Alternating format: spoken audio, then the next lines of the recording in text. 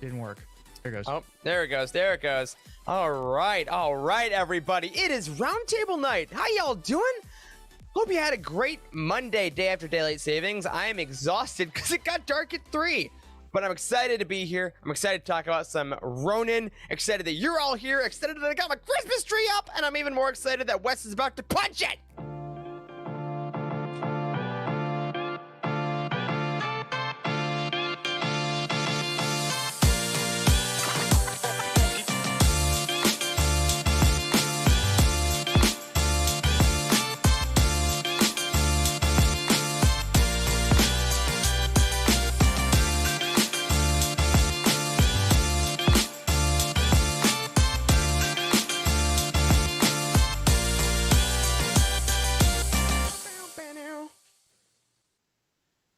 What is up, everyone? Welcome to The Living Force, a Utini Network podcast. Corey, turn the Spotify music off that's in my headphones right now. I'm gonna go insane.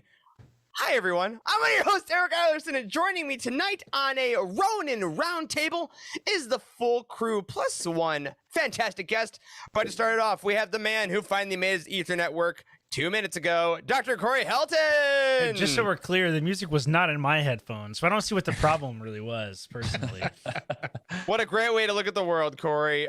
We also have the architect of the round table, the Santa hat on the TV maestro himself, Dr. Charles 7-2 Miami Heat Hankel. That's right. I cannot quite live up to your Christmas tree, but I am slowly getting into the spirit. I got a little snowflake back there for people watching live by my copy of Ronin. Look at that. Look at it. Little nutcracker action down there. Yeah. I love that. Almost as much as I love the man who has come out of his crippling sports cocoon after a week of mourning, as is the custom. Wes Jenkins. How you doing, buddy? How are you? How are you? I've been better. It is daylight savings time, everyone. And you know who doesn't know that? Your pets. They have no idea. Clue. It's terrible. You have forgot about feeding them for an entire hour, and they hate you for it. So shout out to all your pets that are starving and their tummies are grumbling.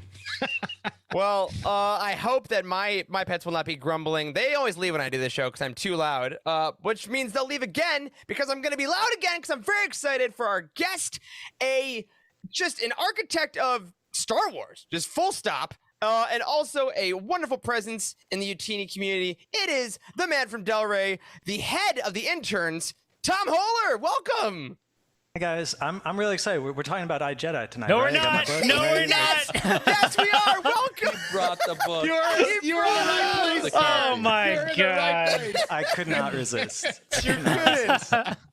There's so much Jedi in the opening. I was like, oh, I gotta grab it. I thought you were here for the wrong thing. It's perfect. You, as the kids say, understood the assignment. Well done. Welcome, Tom. For anyone that either isn't in our Discord or isn't on Twitter or has maybe never read a Star Wars book, what do you do? Why are you on the show tonight? Oh man, it's asking the difficult questions up top. I am a book editor and I work at Del Rey, so I'm part of the editorial team that helps make Star Wars books, and specifically one of the editors who helped make Ronin. And I couldn't wait to come talk about it, so that's why I'm here tonight. Excellent. Yeah, cannot wait. This is a book, we'll say it right now, this is going to be a full spoiler show about Ronin once we get to it. This is a book that we could not wait to talk about what happens in it, what happened outside of it, what happened around it. If any of you have listened to our interview with the author, Emma, of Ronin, you know that what goes on in Emma's head is wonderful and articulate and deep, just like the book. So, Tom, we're so stoked to get some of your insight on how it got made behind the scenes and what you think of the book itself. But before we do that, a couple quick things. Number one, got to do it every week now. Make sure if you're listening on our audio platform, if you haven't reviewed our podcast in a while, get us some reviews on all those platforms. Helps people find the show. If you're watching us live or after the fact, like the video, subscribe, ring the bell so you know when we're going live or when a new video is coming out. Because next week, you're going to get a little bell ring because we're getting a video review of Thrawn Ascendancy Lesser Evil, which is another book that Tom had a huge part in, which we'll talk about a little bit later. And you don't want to miss that out. So do all that stuff. Another quick update here in this intro. Our Utini Fantasy update. Guess what? I'm losing again. rough week for Jaboy, who is playing against our very own Wes Jenkins. And I definitely did not think David Montgomery would come back from IR tonight. So I started Khalil Herbert, and he needs to get me 15 points, and he shall not. So I don't know. I things feel have happened. every week I feel like Wes did when the Braves won the World Series, and it never stops. But I assume I had to give you this one, Wes. You beat me with Zach Moss, which is very humbling. Anyway, I think everybody. I'm just going to say everybody UTini was very nice to me. They didn't say much of anything whenever the Astros lost. So thank you. I appreciate it. Yeah, we had a lot of Braves fans rather than Astros haters. However, if you're in the sports Discord channel, feel free to let loose. All right, but I didn't have a segue out of that, Wes. Your suffering brings me joy, but not as much joy as our patrons. See, I found it. It comes around. I figure it out. I hope that all you on our Patreon community are enjoying our Attack of the Clones commentary. We've seen in Discord some people have been listening to it. We hope you enjoyed the things we pointed out, like the fact that Dexter Jetster uses his own arms as an armrest. That was a great thing. And we had a great time talking about that. And coming up soon is our Rogue One video commentary. Rogue One has been in the news a little bit lately. With people watching it. Maybe we'll get some Andor stuff on Disney Plus Day, but that Rogue One video commentary is coming to you by the end of the month. So thank you all for that. And somehow, we're like $25 away from our next Patreon goal, which is a Revenge of the Sith commentary. I can't watch these movies this fast, y'all. I mean, we love you. I'm a broken record. Thank you. The reason that all these things happen, we will be continuing to do these things if you like, and you seem to. So we're glad it makes you happy, and we're actually having a meeting tomorrow night to bring some of our other showmates into the fold to do some Patreon goals. So our friends of Legends Look Back, our friends of the Cosmic Force, and of all Utini properties, stay tuned because we got some cool stuff coming your way. I'm running out of spit. All right, Wes, I need a drink. Do the Star Wars Weekly Roundup. It's the Star Wars Weekly Roundup. All right, gentlemen, here's the thing. Every time we do a book review, roundtable, I try to make a short roundup, or maybe not a roundup at all. And then Star Wars says, no, too bad. So what we're going to do tonight is go through the news of the week, and we're just do a rapid fire responses because we want to talk about Ronin, but we got to talk about some of this stuff. First on the chopping block, this is like around the horn. If anyone's an ESPN fan, this is what this feels like right now. We should give each other points. Look at Corey smiling like sports shows. I love you. All right. First thing that happened this morning, the Rogue Squadron movie, directed and written by Patty Jenkins. Maybe not. Now, it's delayed. Hollywood Reporter broke this because Patty Jenkins has scheduling conflicts. It has been delayed to an unknown date. What was y'all's initial reaction to this happening? We've had some delays in the past, but this kind of sucked, I think. I mean, yeah. I'm quite frankly not super surprised. I mean, COVID changed everything, as Tom can attest. The publishing world has been shaken in the last couple months, and so has slightly, the film community. So, I mean, whatever. Things get delayed. It's probably fine. It's okay. Yeah. being delayed is one thing, but an unknown timeline, that's kind of scary. That's kind of scary to see. So it is. I loved her, like that sneak preview of her like talking about her dad and then rollerblading up into her car, and she had like the X-wing on the tarmac, and yeah, it was great. And I was really psyched for this movie. Like they were putting some like money behind this thing. Yeah, I was saying money, right? Before, right? and then have this comes out. I mean, I didn't see it until y'all had told me, so I don't think they were really trying to well, I guess the Hollywood Reporter put it out, so I think tens of millions trying of to people skate saw it past. No one will notice. It'll be fine. It's Disney Plus Day. Yeah. Also, Rogue Squadron is delayed indefinitely, but Disney Plus. And it's like, yeah, we'll see. It definitely read like the "we'll get there when we get there" kind of thing, and that's fine because again, I think we would all agree that we would rather delay something and make it well than rush something out. So I just hope that we do get it eventually. I like that. We've got books to read in the meantime. What a great segue, Charles. what a great segue, because we got another announcement this week. The Essential Legends collection keeps rolling on. And dare I say, we got the 4 coolest covers so far, he said, maybe controversially. Dare you. Look at these 4. The next 4, which we have a couple we could definitely guess at based on what's been released so far, but a couple have been rumored and now confirmed. We got Kenobi, Darth Plagueis, Wedge's Gamble, and Dynasty of Evil. Let's just go real quick. What's your favorite cover out of these 4? Kenobi. Kenobi. Oh, sorry. Wow, brave answer. Wow. I mean, Wedge's Gamble's pretty good too, though, with the blue. I like it. yeah. I do like that. The Plagueis one looks different. Yeah, I dare I say, like the original Plagueis cover, maybe better. Maybe, I don't know. It's kind of hard to say.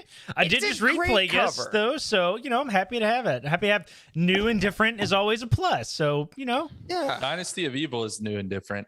that's correct. Yeah. That's It's true. all Tom, what about different. these so far for you? What set of covers have really just when you see the drafts come in, what's just blowing you away?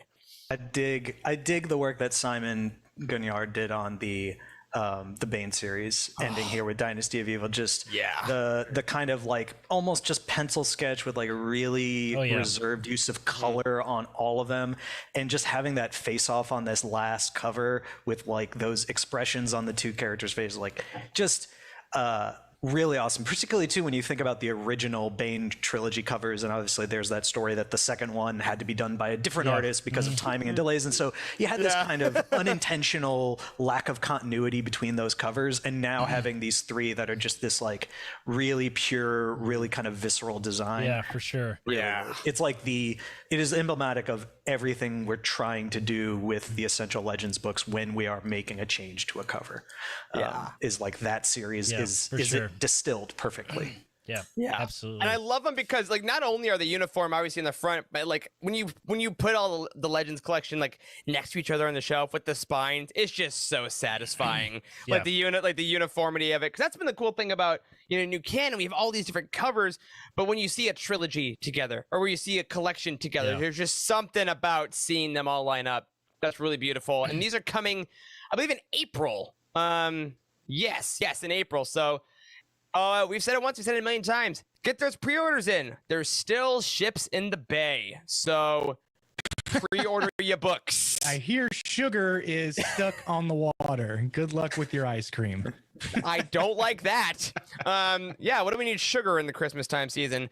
But another thing that we do need is another glorious reveal we got this week, which is 3 new High Republic Jedi from Mission to Disaster, which is an upcoming High Republic book. We got 3 new Jedi. This first one we're looking at is my favorite for a very sentimental reason. This is Lissa Votz, who is named after Lissa, the amazing Disney Lucasfilm PR contact.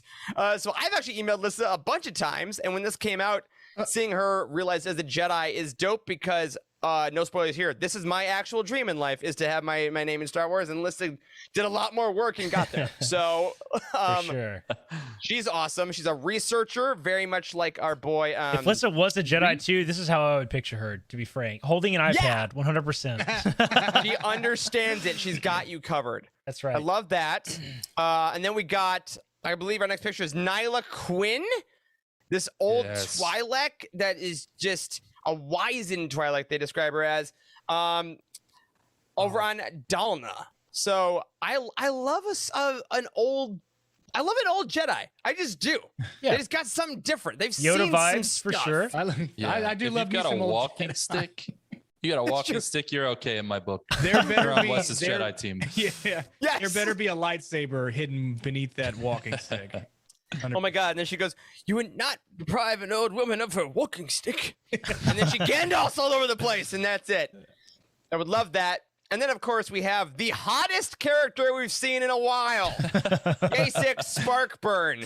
Sparkburn, that's hilarious. I love that. Dude, related to Jordana Sparkburn from High Republic Out of the pose. Shadows. Also, he a is- distant ancestor of Poe Dameron, I might say. Oh my god. Just beautiful. Beautiful man.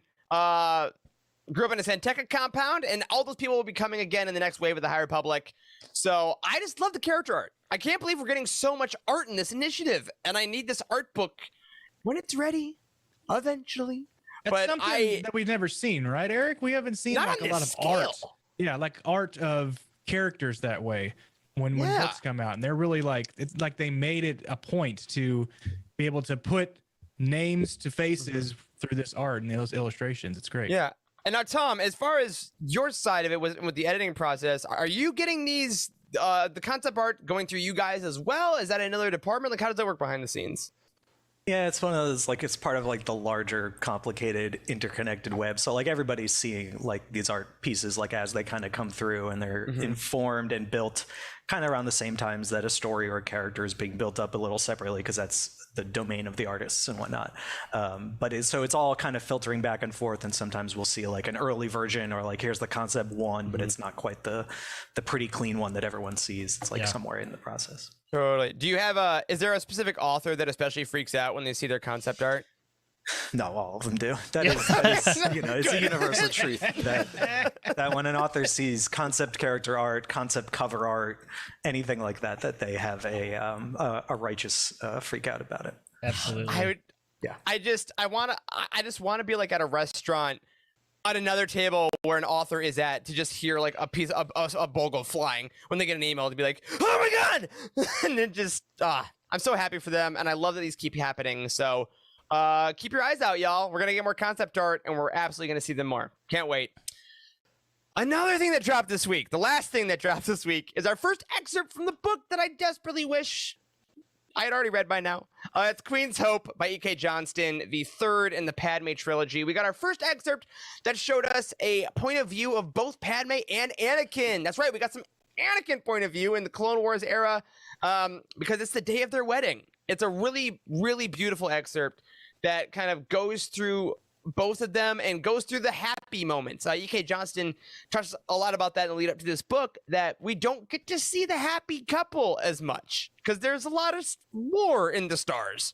So this is a nice moment where you kind of get to see them as young people desperately in love on kind of a really important day of their lives. And at the end of episode 2, Anakin's getting used to the hand. They're on Naboo. It's gorgeous. And then things happen. But definitely go to StarWars.com. Check out that first excerpt. Get those pre-orders in, which is coming in April now. April's going to be a big month. We got I'm pretty sure, Tom, correct me if I'm wrong, from April on or March on, there's a book at least every month that we're getting for a while. That's not inaccurate. That is not excellent. Inaccurate. I'll take that. It's gonna be a lot. But of course, as B Nasty in the chat reminded us, if you need something to tide you over, tomorrow, as I'm told by my Amazon alerts, the Insider Fiction Collection Volume 2, which collects some legend short stories, comes out. It was delayed, I think, if I check my math, 14,000 times, but it's finally here. So make sure if you pre-ordered that, it's coming. If you didn't, may the force be with you. I don't know. But Tom, if people didn't get that and they can't wait for Queen's Hope, there's another book coming out next week that you are going to be talking about next Monday. So tell folks what they can attend next week if they want to hear a little more about Thrawn Ascendancy, Lesser Evil. Yeah, next week, Lesser Evil, all 540 pages of this behemoth comes out. So big. But the night before it does, on Monday the 15th, myself and Timothy Zahn are going to be in conversation. The folks at Mysterious Galaxy are hosting it for us. There are links. There will definitely be a link on my Twitter, Darth Internus. There's also, we can drop a link in the chat. There'll be links everywhere. If you just Google Mysterious Galaxy, Thrawn Lesser Evil, it's on their homepage. You can register for free, and you can watch Tim and I talk about the book, talk about the trilogy as it comes to an end. But also, if you want to get signed copies of the book, you can get signed copies through Mysterious Galaxy, and they will mail them out to you. And it's going to be a lot of fun. And we're not going to spoil the whole book. We couldn't. It's 540 pages long. There's way too much to spoil. So big. It's just so long. It's gonna have to be. It's gonna have to be a long round table. Maybe 3 parts. I don't know. We'll see. It's longer than just life. threw it up in the chat for anybody who wants to click on it real quick. Well, thanks, Wes. And for those folks that may not have seen Tom's earlier tweets about this, this is Greater Good, and this is Lesser Evil. Ooh. So it's the Big Brother and the saga. And speaking of Greater Good, we actually do have on utini.com right now the recap that we use for the roundtables. Charles writes up these recaps, which again, you'll hear about Ronin in just a couple minutes.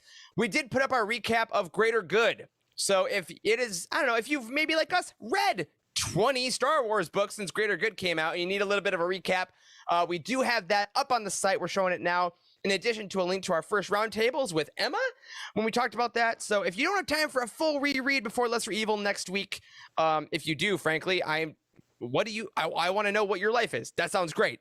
If you don't have time, head over to utn.com. We got you covered because you're going to want to know a little bit more before you get back into the life of Thrawn. All right. Thrawn comes out next week. Get that pre-order in. The High Republic Fallen Star comes out January 4th. Get that pre-order in. Everything else, pre-orders. Pre-order everything right now if you have Christmas gifts coming up because y'all, the mail. Get them in. All right. Charles, I'm sorry. It was longer than I wanted, but it was shorter than it deserved. I would say that. But now we're going to take a really fast ad break to tell you about the rest of our live shows, and we're coming back to talk as a crew about Ronin. See you in a minute.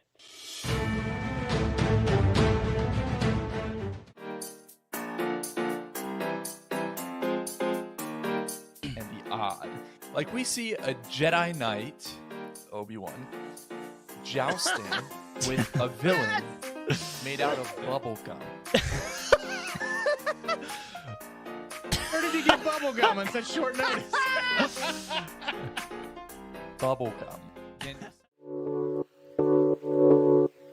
Dengar and Boba Fett have such a fun bromance in Legends, which is cool. Yeah. They're more of a rivalry in canon, but because Dengar's a little derpier in canon. In Legends, they are such a fun pair because Dengar saves him from Sarlacc.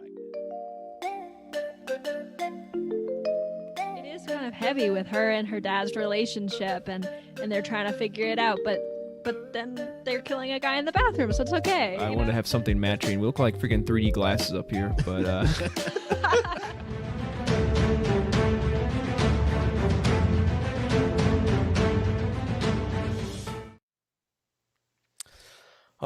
all right, we're back. Lovely promos. Love those videos. I love how casually Jacob just like fires off one-liners. It makes me very happy on the Cosmic Force, especially.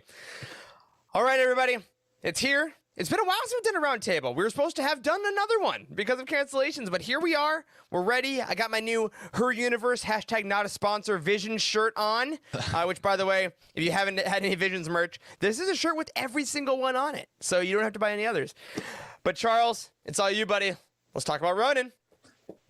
All right, it's time for the Ronin Roundtable. We're going to start this the same way that we start every other one, with a plot synopsis that's pretty long and detailed, y'all. And just want to say this up front. This was my interpretation of what happened in this book. I think this maybe is one of the first ones we've had where, like, maybe you don't agree with my plot synopsis. That's possible. So I want to hear what everyone thinks. Did we read the same book? I don't know. We should have had Tom edit this, man. We should have This is gonna be amazing. to an editor. I cannot wait. Crucial I oversight. cannot wait. What do you think happened, Charles? Let's go. All right. The views expressed by this plot synopsis do not necessarily reflect the views expressed by the Living Corpse podcast. Right? Thank you. The Ronin, a mysterious warrior carrying a crimson blade, travels the planet Ganbara and is led by an unsettling voice in his head to a village being attacked by a group of bandits. The Ronin intervenes and is met in battle by a Sith warrior. They duel across the village to a nearby waterfall where the Ronin manages to trick the Sith and kill her. Shortly after, the Sith, named Kuru, somehow comes back to life. She also now hears a voice in her head, urging her to go after the Ronin. As the Ronin continues his march across Ganbara, he meets a strange individual called the Traveler. While he can't figure out why, the Ronin knows the voice in his head, which he attributes to the witch ordained their meeting. They proceed to the next village together, where the Ronin is ambushed by a group of bounty hunters. Kuru also arrives in the village and attacks the Ronin at the behest of the witch, but he narrowly escapes aboard a ship, the Poor Crow, with help from an unknown party. The Ronin meets the crew of the Poor Crow, which includes the Traveler, as well as Chi and Akia. They claim to be searching for Reizu, an old Imperial planet that disappeared without a trace long ago. The Ronin joins their plight with the hopes of figuring out how and why the witch seems to be resurrecting dead Force users. The backstory of the rest of the crew is revealed. Chi is said to be a bounty hunter by trade who used to hunt Jedi, but has been convinced to hunt Sith instead. Akia, a native of Reizu, is an ex-Sith trooper turned pilot. and she discloses that the crow's cargo hold is full of kyber hidden in works of art, and that she's taking the kyber, which represents lost souls, back home to Reizu. Across the galaxy, a Jedi master named Han Rai speaks to one of his students who snuck into his private library trying to learn more about the witch raising Jedi from the dead. Han Rai receives a message urging him to go to the planet Dekian. The crew of the Poor Crow arrives at the Sakara Caverns on Dekian, where the Ronin claims to have left something long ago, a shard from the Kyber mirror at the Shinsui Temple on Reizu that may lead them back to the lost planet. Han Rai's Jedi party arrives shortly after, also seemingly intent on reaching the end of the caverns. Chi joins Han Rai's party to stall the Jedi while the Ronin and Traveler race ahead. Kuru also arrives on Dekian and attacks Akia, but the two eventually realize they can work together toward a common goal. On a bridge high in the caverns, the Ronin and Traveler come face to face with Han Rai, and a duel ensues. Suddenly, Chi appears behind the Ronin, grabs the Traveler, pulls them both off the bridge, and plunges into the depths below. Han Rai's Jedi chase after them, and Han Rai reveals that the Traveler was an old student of his. The Traveler produces a white-bladed lightsaber and fights back against Chi. Akia and Kuru arrive and fight off Han Rai's Jedi, managing to commandeer a skiff, rescue the Traveler, and flee. The Ronin is left behind at the mercy of the Jedi. After returning to port, Akia discovers that the Crow and all of its kyber has been stolen and taken to an Imperial shipyard. She contacts an old Slicer friend from her Sith Trooper days and is rewarded with a data card that will get her access to it. Akia, Kodu, and the Traveler infiltrate the shipyard, and board the Crow, but find that its hold is empty.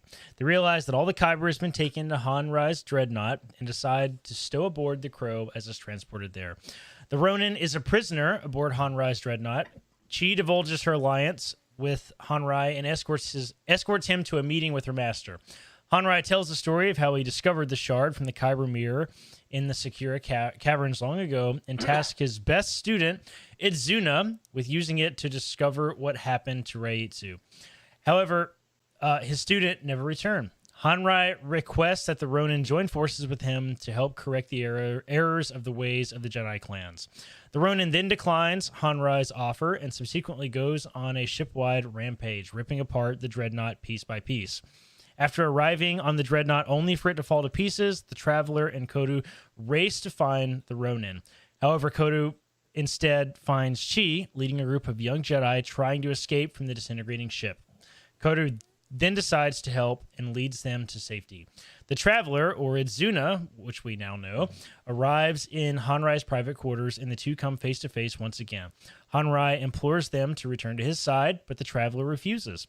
The Ronin then arrives and finds Akia's stolen kyber crystals in Han Rai's quarters. Then, hidden from Han Rai's awareness by the Traveler, he kills Han Rai, nearly bisecting him with his lightsaber. Before there is time to be relieved, Han Rai rises from the dead. He tells the Ronin and the Traveler that the witch invites them to Reiitsu, then asks for the way. He reveals that he already gave them the kyber mirror shard to the Traveler long ago.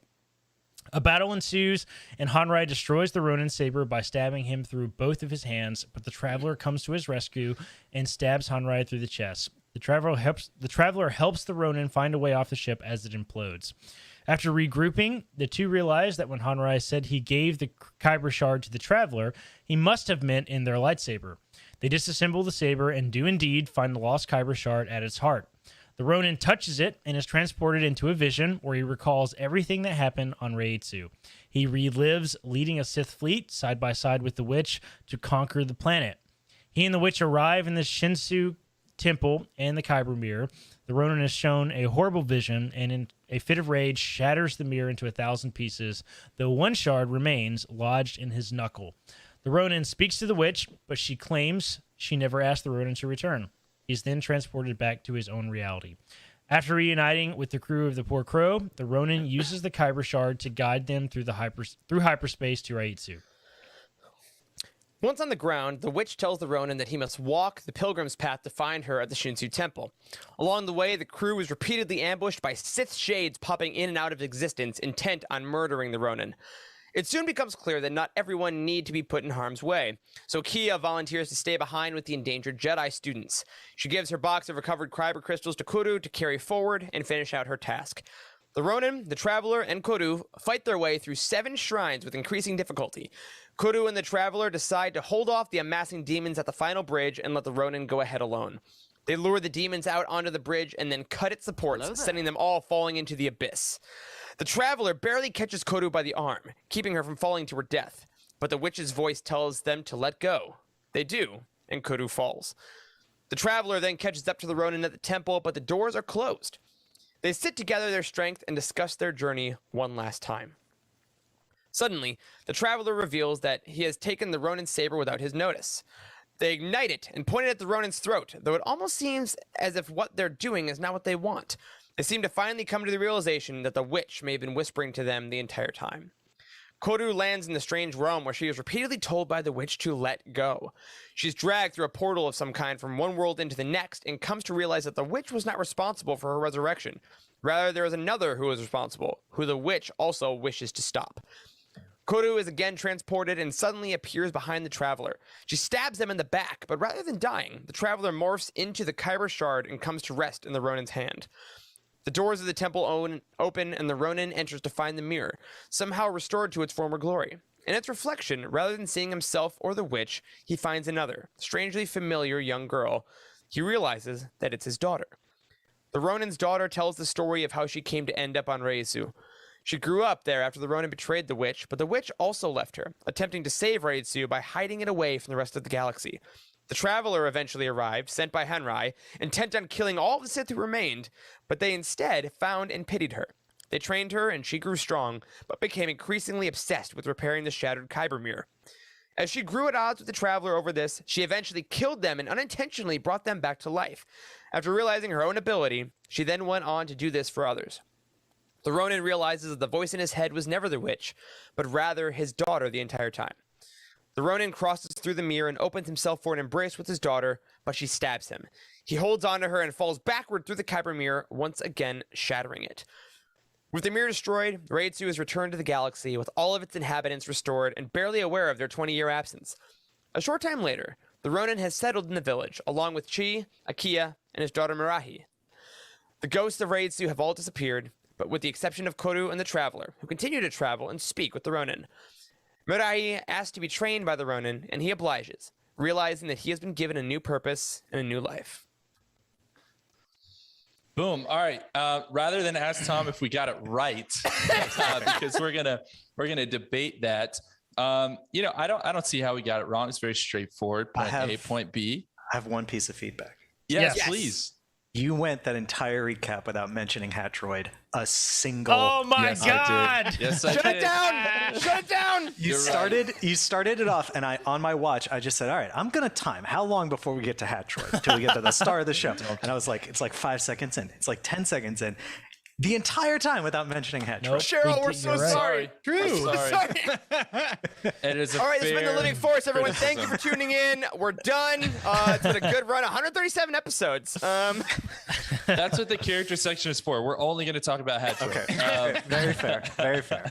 Listen, the last like 40% of this book is just like a total blur. Like I felt like I was on drugs. Like it's just so much stuff happens that it's just like, am I even understanding this correctly? Fantastic. I know, man. It's a good recap. It's a pretty good recap. It's pretty Okay, good. I'll take that. I'll take that. That's going to be our pull quote for the show. Pretty good Tom recap. said it's Tom pretty Holler, good. Delray. Charles, I loved it. You did a great job. Yeah, no, that was because I couldn't. We're a have little written glib. That great. You're intensely good at that.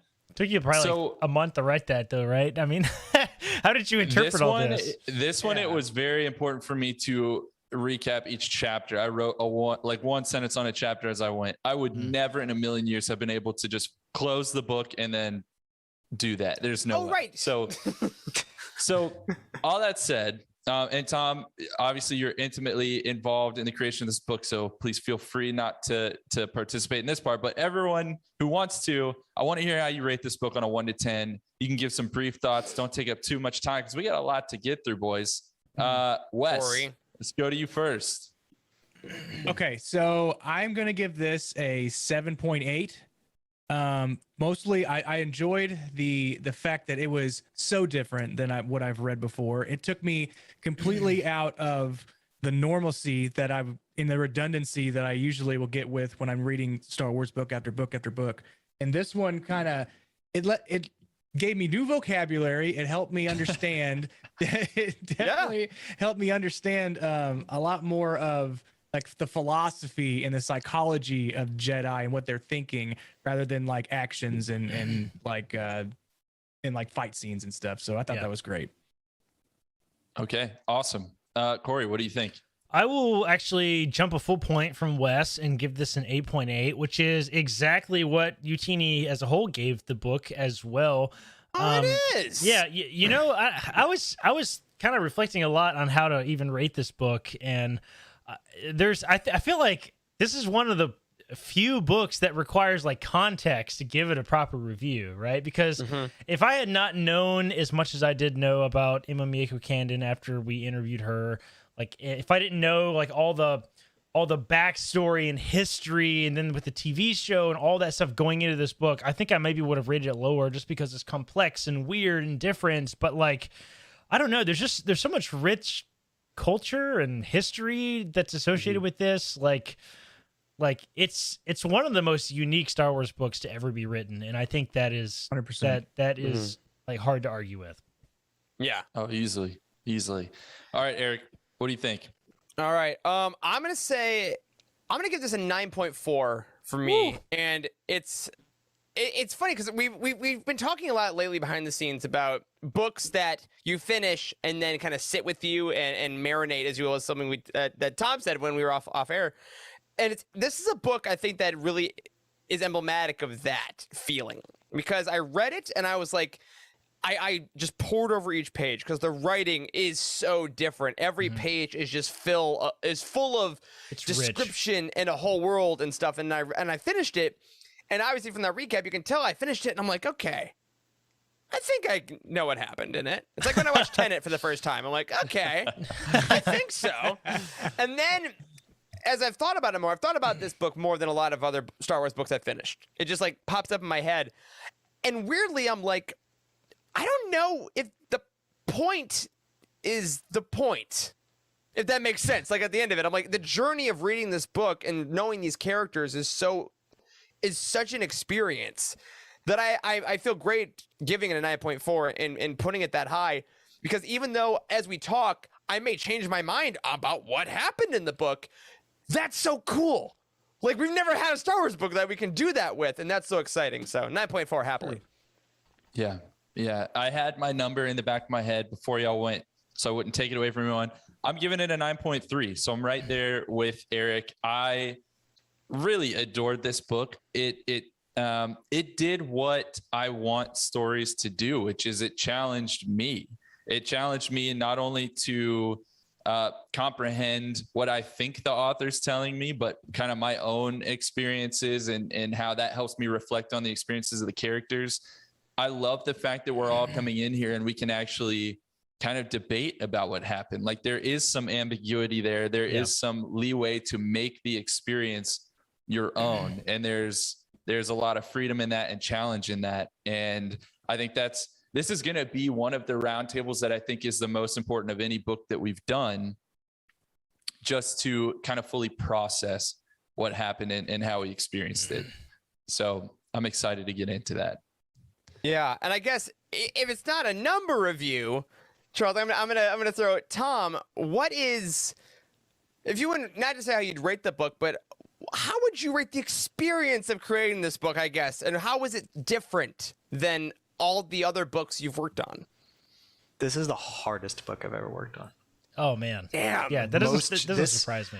You know, for as many readers who have shared either on podcasts or just like seeing on social or in reviews and stuff, that this was a challenging book to read. This is the most challenging book that I've worked on, in part because Emma's approach to prose and just approach to writing is different and challenging and gorgeous. And so your first instinct as an editor is like, I don't understand that sentence. We must deconstruct the sentence and make it simpler so that one can understand it. But that is not what is right for Emma's writing and her words and her work. The way that you improve that is not the same way you improve someone else's. So I almost had to learn I had almost had to learn an entirely different way of constructing prose, because it's one of the first times that I've worked with someone who writes with this sort of it's like lyrical. It's almost mythic in a way. It's poetic. It's one of the first times I've ever worked with someone who writes like that. So it was challenging in that way, but challenging in the best way. So that's sort of the hallmark of the experience. Challenging in the best way, and challenging in that basically no guardrails in where the story can go from a story perspective, which is an amazing opportunity, but also a ridiculous challenge, because when you have no guardrails, it's very easily then to just skate off the side of the mountain and and plunge to disaster. We've all played Rainbow Road. Yeah, exactly. Yeah, we've all been on Rainbow Road and missed that shortcut. So challenging, but in all the absolute best ways.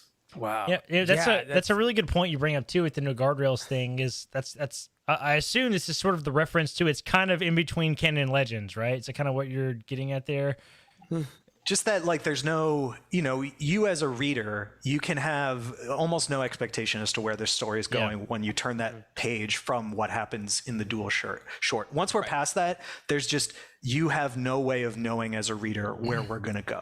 Yeah. Because there's no frame of reference. There is no, well, I know that this thing happens 40 years later, so at least between now and then I know XYZ must have happened or must not have happened. None of that exists here. Yeah. So sort of open in that way.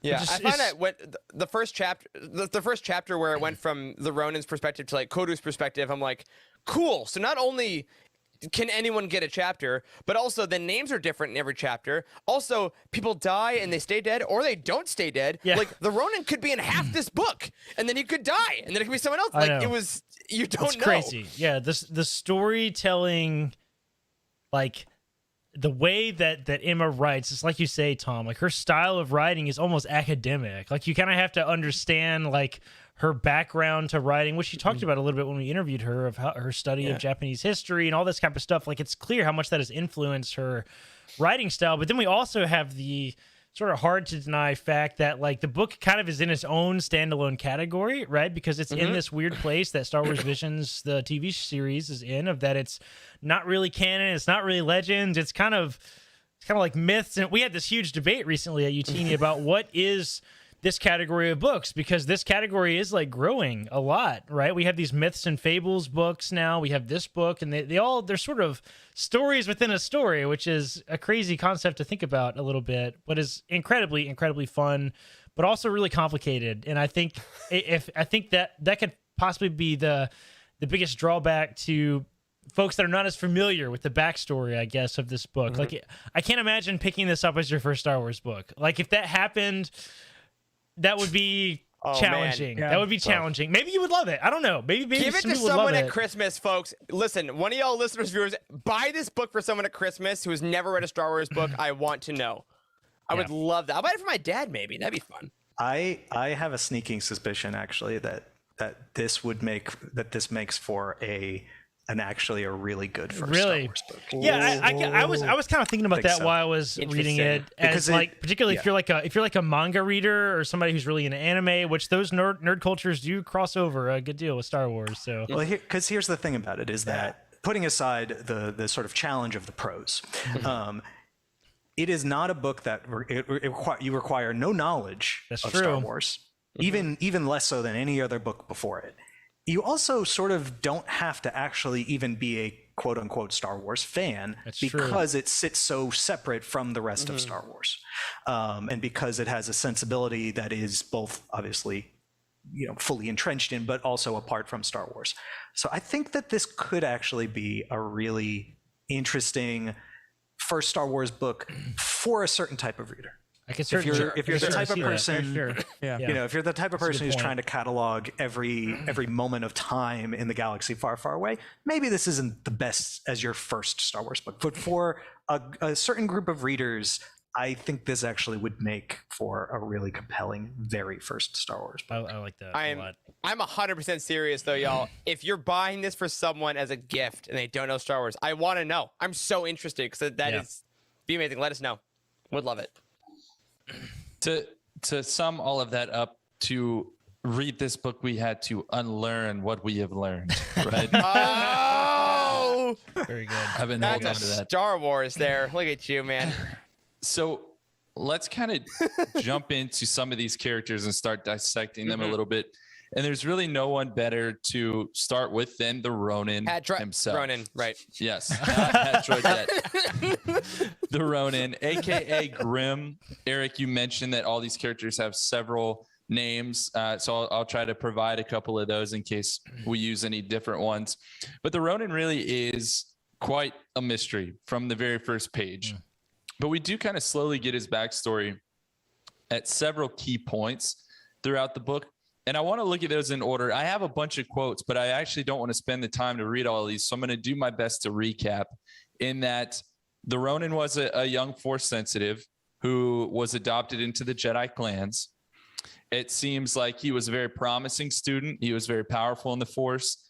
And at some point in a battle, he was faced with a choice that either led to his self-preservation and the death of his essentially leader of his clan, or he would have had to sacrifice himself to save the leader of the clan. He made the decision that led to the death of the clan leader, was more or less excommunicated by the Jedi, it seems. He went on from there and essentially created the Sith. That's why he's referred to as the Dark Lord. He kind of recruited a bunch of other warriors and went on what seems to be a galaxy-wide rampage. This is when he was working with supposedly the witch and destroying entire planets. This is when they went and took over Reizu, but it was on Reizu, after seeing a horrible vision, that he betrayed the witch, shattered the mirror, and sort of split off from her with a new path of destroying the Sith. He's hunting Sith down one by one, essentially, for years after that, until we meet him at the start of this book. So that's obviously very complex, very convoluted to some degree, but that's the best way that I can kind of boil that down. Oh, and he meets Hatroid at some point. There we He meets go. Hatroid, and Hatroid is his best friend forever. You're not anti-Hatroid. We want to make that very I'm clear. not anti-Hatroid. I do Gavin. love Hatroid. So my first question, and again, take these prompts wherever you want. I just want to spur some good conversation. How did it feel for the main character of the book to be the reformed, quote unquote, Dark Lord? Like, did you find yourself rooting for or against him? Like, how do you approach that as a reader who's normally on the side of the Jedi and the light side and all good and warm and fuzzy things? Oh man, That's a good question. I like the way you phrase that. Would I root for him, right? Because I think this kind of brings us slightly back to the structure of the book. Is I was kind of rooting for the narrative as I read. I was less concerned with the Jedi gonna win, is the Sith gonna win, is Grim gonna win. I'm like, I just want the book to keep going. Was kind of the way, and I think that's unique because like Tom said, this isn't the typical structure of the good Jedi and the bad Sith. There are definitely bad Sith in this. They do some rough, umbrella spinning, not great, could be better. Also, Jedi, kind of rude at points. And so I liked that there wasn't that like strict line, but I did root for his story, whatever it was going to be. I found him a very compelling protagonist, and I really loved that it wasn't just like, it wasn't your typical, I got to regain my honor by fixing my sins. Like, there was that element of it, but it wasn't that cut and dry, which I think every time he showed up, I was excited to see him, which I think is the best kind of compliment I can give to a book protagonist.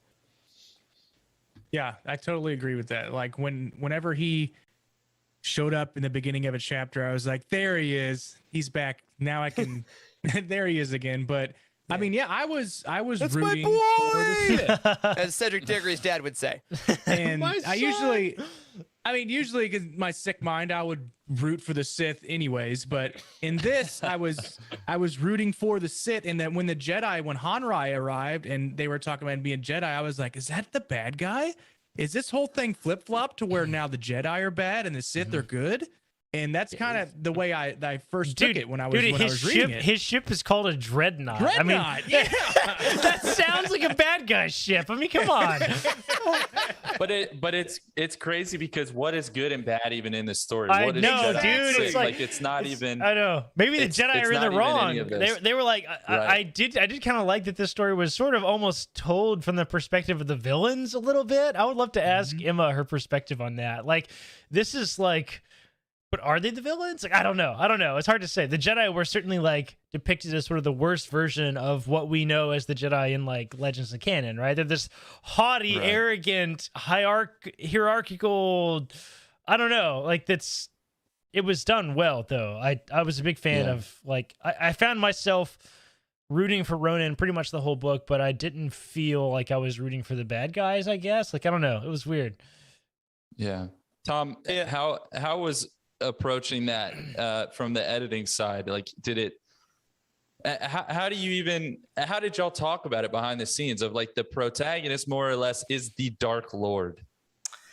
So the way we had talked about it was that, and this is obviously all building off of the work that Kamikaze Doga did for the anime, which for the duel, which is he is this unknowable being. You know nothing about him other than the color of his lightsaber. And so we knew from the beginning that the protagonist of this book is going to be this unknowable character, which is not usually a great recipe for a protagonist because that's usually your POV of the book. So how can I read a book about a character whom I know nothing about and who doesn't want me to know anything about him? That seems like a challenge. So it was less the idea of like, is he the hero? Is he the protagonist versus the antagonist? But it was more about creating a character and creating a story where you may not actually be rooting for the Ronin the whole time, but what you're rooting for is you're rooting to understand him by the end of the book. You're rooting to understand the totality of his story, the totality of his past, the totality of his sins, the totality of what drives him. And whether or not you ever get to the point that you are rooting for him or that you side with him, it's that I want to get to the point of knowing him. And every other character in the book is kind of actually, everybody in the book's goal is to try to know him. Hanrai, for all that every other character may have ulterior motives or have other circumstances or other things they want him to be their champion, be their, vengeful, bit of rage, be their font of power, whatever. They all are trying to know him, and he is resisting letting anyone know him. But that was the goal, and so that was the frame by which we talked about this character from the sort of very beginning. We didn't really ever have conversations about the idea of like, well, who's the villain? And who's the hero? We obviously had like, what is the opposing force? Who is getting in his way? What object or what entity tries to stop him? Who is chasing him? Who puts him in danger? But we sort of never framed it in the idea of, well, Hanrai is the villain. Hanrai is obviously in opposition to him, but we never really used the words Hanrai's the villain, or the traveler is an ally, or this person is a hero. Never really talked about it like that, except for, of course, Hatroid, who is a hero, the one true hero. Unimpeachable hero. I will tell you, because it seems like we joke about Hatroid a lot. I wrote a sentence to him at the very beginning, being like, rule number 1, Hatroid, you can't kill Hatroid. That's the only rule. You can't kill Hatroid. That's awesome. I don't think they were going to. I don't think I ever planned to, but it's good to have. Gotta check that out. Yeah. And I love that point of view too, because as they spoke to Emma, they made a great point about, Charles asked them a question about Japanese imperialism and how the history of that culture doesn't necessarily like demonize the caste system necessarily, like the lord and like this, like there's an honor to serving your lord. So like the idea that the chat of Cheryl and Gavin and everyone's talking a lot about how the Ronin refused to sacrifice his like soldiers for a lord, and I think you could read that and be like, well, yeah, there's more people or something. But there's also, I think Emma writes it in an interesting way where like, no, it is honorable for some people to sacrifice themselves for their lord, because that is the culture, that is the society.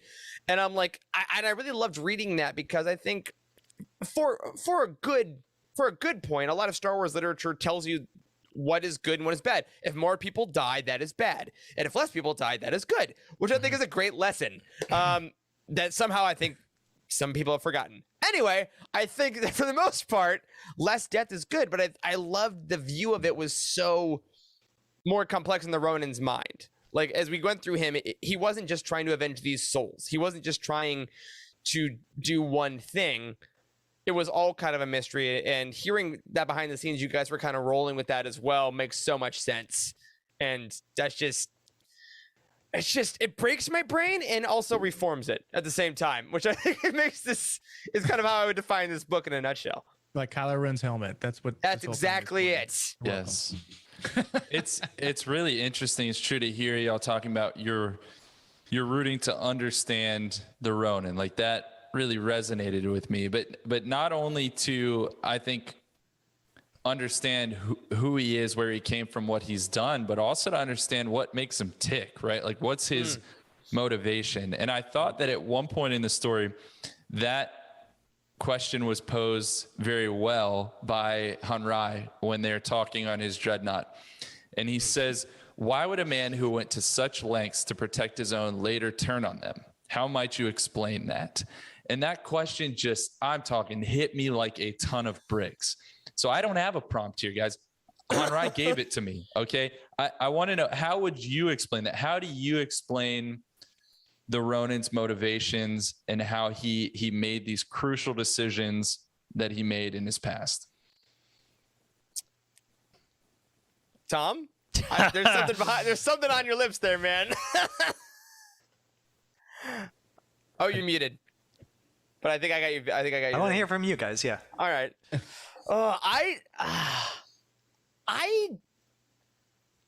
Okay. The short version of Midstock, because yes, Charles, that is the question, isn't it? I think the anime does such a great job at giving the prompt of he is going to kill these people, get these crystals, and go to the next one. Like, the end of that anime is so succinct in that this part of the mission is done. Now I'll go to the next part of the mission and I'll do it again. And I will, like, the frame of putting the crystal into the cloak with all the other ones is so clean and specific and tells so many stories visually, right? Mm-hmm. And it is interesting seeing a man that is so simultaneously devoted to a purpose of, like, I'm going to keep getting these crystals. I'm going to keep killing these Sith. I'm going to stab their lightsabers. I'm going to get them because I created this, kind of. Yet also who is mercurial enough to be like, but maybe not. Like, if he runs into something else, then it might shift him. And I think there's something almost, all right, this might be a stretch, but follow me on this.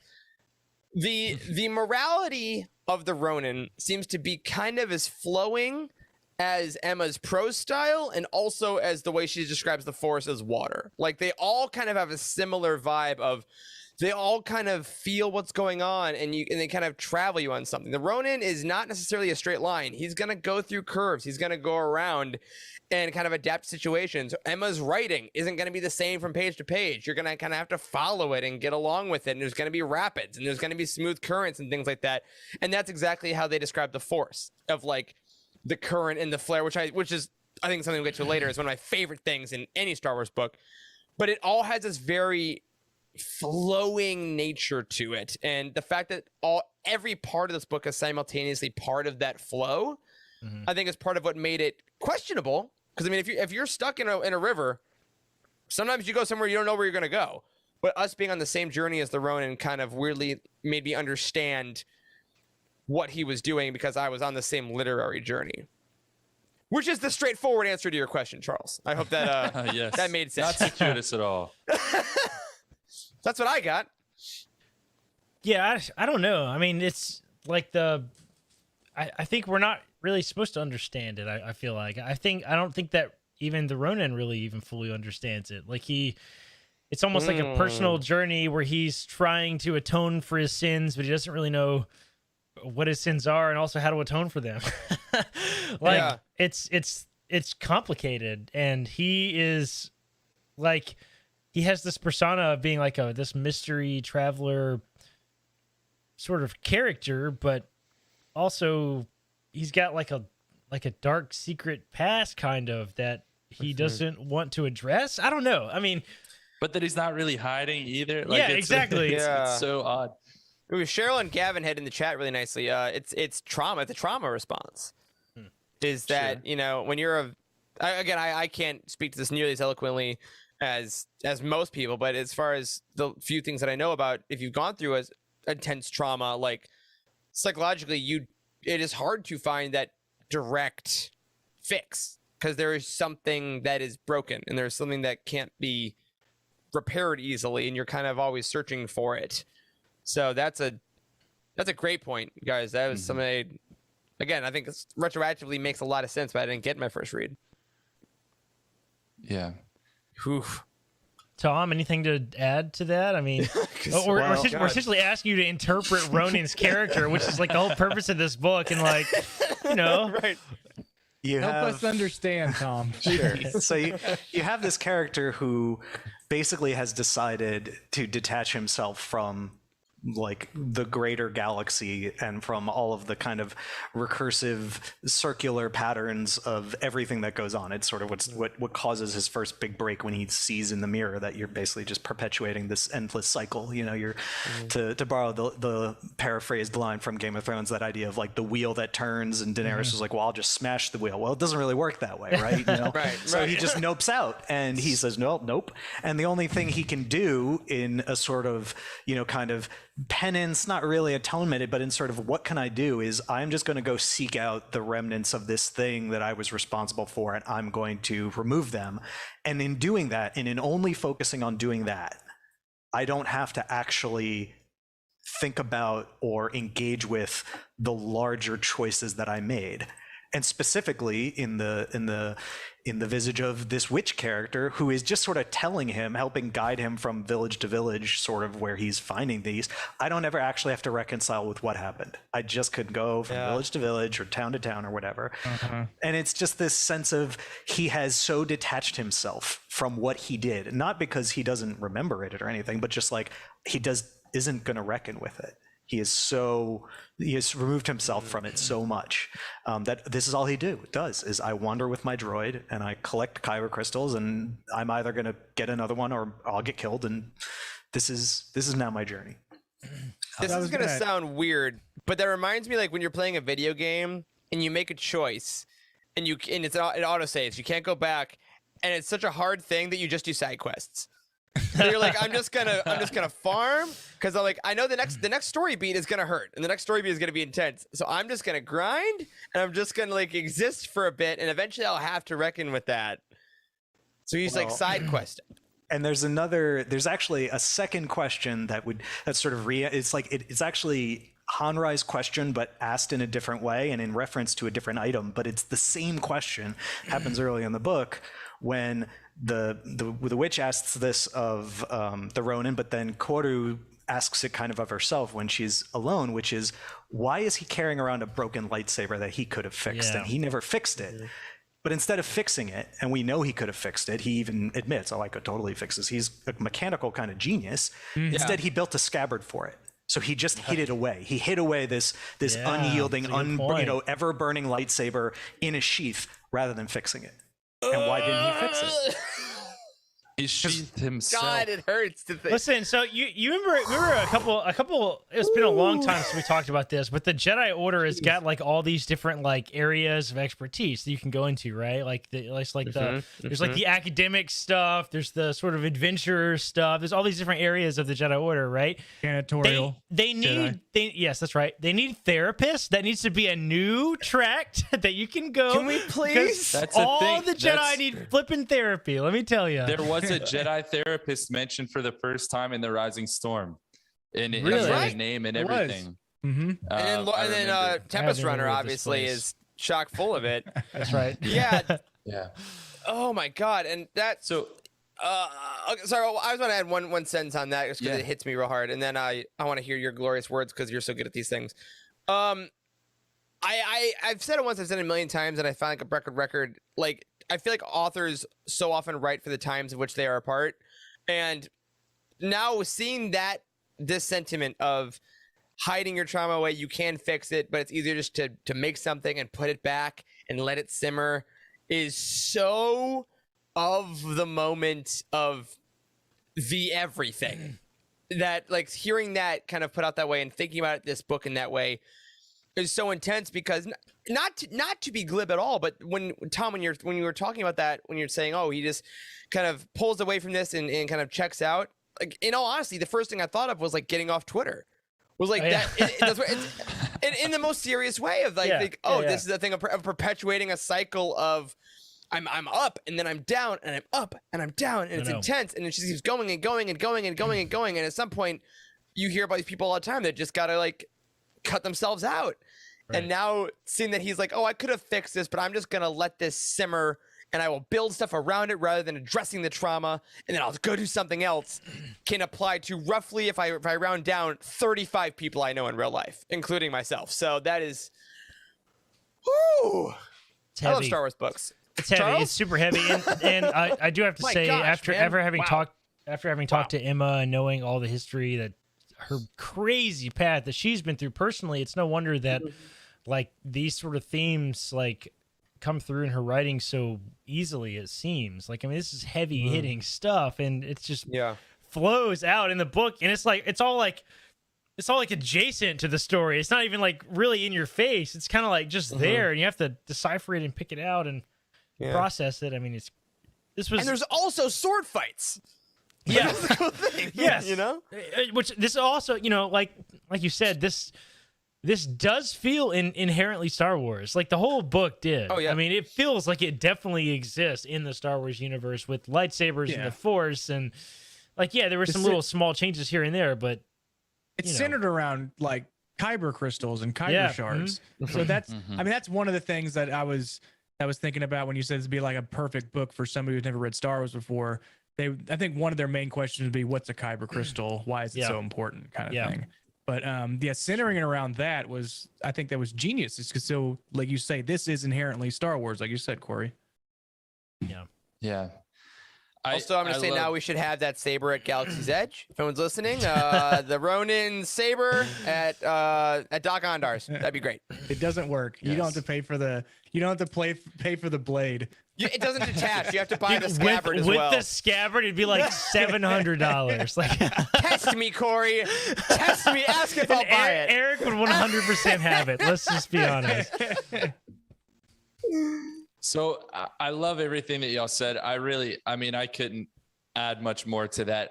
I just think that there's one really important moment, and obviously this book is full of them, but the point that everything kind of comes back to, the point in the Ronin's history that everything comes back to, which, you know, you could argue for people in real life and in this story, oftentimes everything kind of comes back to that trauma that people are talking about in the chat. That point in the Ronin story, to me, seemed to be what he was faced with when he looked in the kyber mirror in the temple. And I think that may answer where some of his motivation comes from. And not only what he saw, but what he wanted to see, what his expectation was, and then what he was rewarded with, right? Because it's not just that he saw this cycle of violence that was never ending, but there's a quote where he says how foolish he was to want clarity. The clearest vision he'd ever known had shown him his own true image, and he'd hated that so much he'd done everything in his power to destroy it. And that hits me so hard, to think you're trying to build something. You believe in what you're doing. And then when you really get the clearest look at it, you realize you hate everything about it. Like you're living a lie. And how do you move forward from that moment? Right. And what's incredible about the Ronin is he didn't face that moment once. He faced it twice in this book. He literally relived his trauma and had sort of a different conclusion. He made a different choice there. Eric, there was no autosave. He backed out of his game. He reloaded it just before making his decision. And he made a different decision. I think that we should talk about that. The second time the Ronin came face to face with the kyber mirror, and please weigh in too on how you experienced the first time he stood in front of the kyber mirror and ended up shattering it. But the second time he got there, he found his daughter I think he found his daughter, and he chose to make an action of love, of affection, to try to embrace his daughter. He was met with a lightsaber in the chest, but take that for what it is. Family drama, right? Who among us? Come on, Thanksgiving's coming up, right? Like, don't go for the bring hug. up politics or Ronin at the Thanksgiving table. Oh, definitely bring up Ronin. Bring up Ronin, absolutely. So I'm curious, how did you take the Ronin's experience specifically with the Kyber mirror, and what did you think of his decision the second time to basically reach out to his daughter to try to make that connection? I do want to say my first gut reaction with the whole mirror thing, period, is like I love mirrors for some reason in storytelling. Like I don't know. I just love looking at myself in the mirror again. No, listen, Hit the market. I really introduced that poorly. I'm sorry. No, it's great. Mirrors as a storytelling medium are, for some reason, super, super powerful, and we've seen them all throughout history, all throughout storytelling, all throughout Star Wars, for that matter. I mean, we have mirrors over and over again. We have Luke looking at his own face in the Darth Vader helmet. We have in the cave on Dagobah, we have Rey in the mirror where she wanted answers and couldn't find it, in that crazy, trippy scene in The Last Jedi. I mean, mirrors are such a huge storytelling medium, and like, the fact that we mix Kybers and this mirror thing with, like, it's a Kyber mirror, which, I mean, who the hell knows what kind of properties that kind of mirror has got? I mean, apparently it hit a whole planet for like 20 years or something like that, which was kind of trippy in and of itself. But like, I just thought it was genius to mix the Force with this idea of Ronin looking at himself, but seeing something else was. I mean, man, you could just sit and think about that for a long time just by itself. Yeah, and I love that we got this guy that this whole book is trying to figure out a way to essentially do things over or find a new path or figure out, what he's supposed to do. And like you say, Charles, he's given this gift of a second time of doing something, which is something that I think every person in the world, there's something you'd want to do over again. Everyone wants is like, even if it's big, if it's small, that's kind of a frankly universal desire at some point, I would guess. And I think that made it really powerful for him to do that, to show that he has learned something. This guy that is grim, literally, that is pushing people away, that is kind of very of himself, to then make a very loving, open choice, I think was the strongest possible thing to do. And Corey, honestly, I completely agree about the mirror thing as well. Reading those chapters was unlike anything else I've ever experienced, because they are so back and forth. A mirror itself reflects reality, and those chapters reflected reality, because some was real, some was not. There's visions, there's not. And actually, before I go into that, Tom, I want to ask you something, because you mentioned editing this book was so unique. You have chapters that are all about mirrors and visions, and some's real, some's not. How did you approach that as an editor? Full stop. How did you approach that? Because these are some interesting chapters. So there's the two chapters in question. There's the chapter when he touches the shard and has this sort of flashback, but it's also happening in real time, and also it happened in the past sort of moment. And then there's the chapter where he walks into the temple and sees the reconstructed mirror and meets his daughter. And originally, those chapters were actually the content of the chapter is exactly the same, and where we start, where we end, what happens. But the way they were written was actually even way more kind of complicated. It was like second person inside of first person with like a third. It was really crazy, because the whole part of this is it's really meant to be kind of crazy, like happening. Yeah. But anyway, so the way we approached it was, like, first of all, you got to do the work of just like, okay, we got to create some foundational tethers of like just so people can broadly orient themselves to like what's going on. So like in that first chapter, he touches it and it's like just him and the witch and they're talking, and then slowly it's almost like being in the Matrix, like the world kind of forms around them and you can see, okay, he's talking to the witch in real time, but they're reliving a memory and they're sort of inside that memory, and so you could do that. And then the second scene, is it meant to be like that first scene is training you for the scene with his daughter. That first chapter in some part, like from a purely mechanical, how am I reading this book, the stuff that's going on in that earlier chapter is meant to train you so that when you get to the chapter with the daughter, you have already sort of learned from a mechanical writing standpoint what Emma is doing, so you can focus on the fact that all the biggest reveals of this book are about to smack you in the face, with the fact that there's his daughter and oh my God, all this other stuff. So the goal was to use that first chapter as the training wheels, and then to take them off in the latter chapter where the two of them are sitting there playing shogi, and then the mirror is next to them. So as he's playing with her, he can basically see their reflection next to him as if the mirror is next to him. And because she has mastery over the mirror because of her, her study of it, that she is literally like plunging him into her memory and then pulling him out of it. The way we talked about it is like if you dunk someone's head underwater and then pull them back up, and then they, in any action movie, you can see people like their head get dunked under and they get pulled back up, back and forth really quickly. That's essentially what's happening to him. So she waterboards him. All right, that's cool. All right, not quite, but it's just like it's that idea of being pulled into and out of memory so quickly that the world around you actually becomes indistinguishable from present from memory. But something I wanted to point out is, Charles, you picked up on something that I'm really excited you picked up on, which was noticing the relationship between the Ronin's interaction with the mirror the second time and the Ronin's interaction with the mirror the first time, and what underpins the interaction.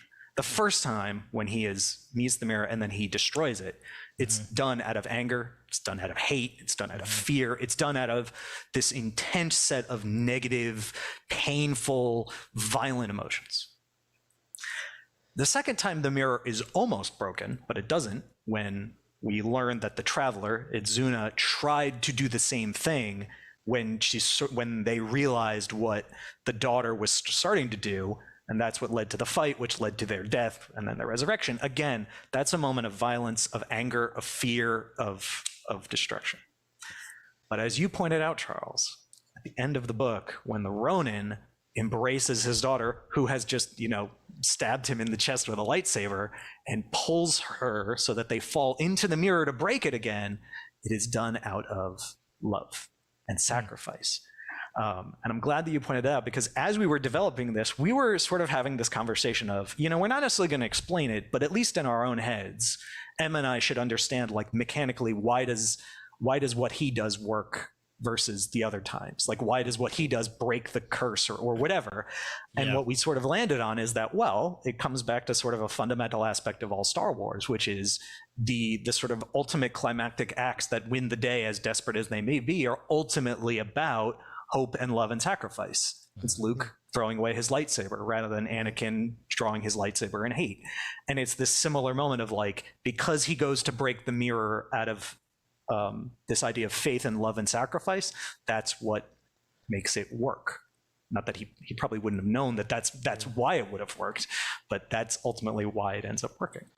So essentially, as Emma is teaching us how to read, the Ronin is learning how to live, and then we all together with the characters learn that love breaks the cycle of trauma. Essentially. It was old magic. Wow.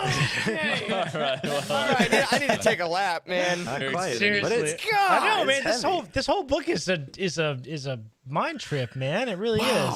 Wow. Before we go any further, try to help me understand the significance of the mirror itself. Okay. So the mirror is clearly established as some sort of very ancient object on Ryaisu, and seems to be like one of the sort of jewels of Ryaisu. It's one of the the most notable things. They've literally built an entire temple around it, or it's within this like very popular temple. And obviously we don't get into like all the nuts and bolts of like, well, who built it and what's its purpose. It's just like it's a thing. That's not the point. The point is this object exists. And the mirror clearly has, through myth, through legend, through what the Ronin knows about it and the witch knows about it, this concept that it can show you things. Similar to other mirrors and other sorts of storytelling, that it can show you things, your deepest desires, answers to questions, maybe it's a Mobius chair, whatever it is, something like that. And that's obviously what sets them on their path to find it.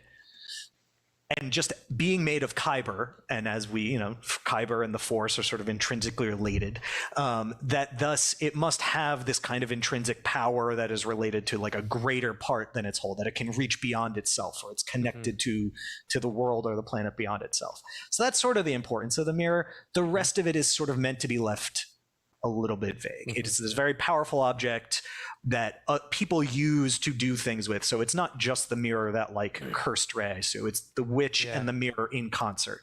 It's not just the mirror that's showing him the memories. It's his daughter and her mastery of that mirror and using it as an object along with its intrinsic power.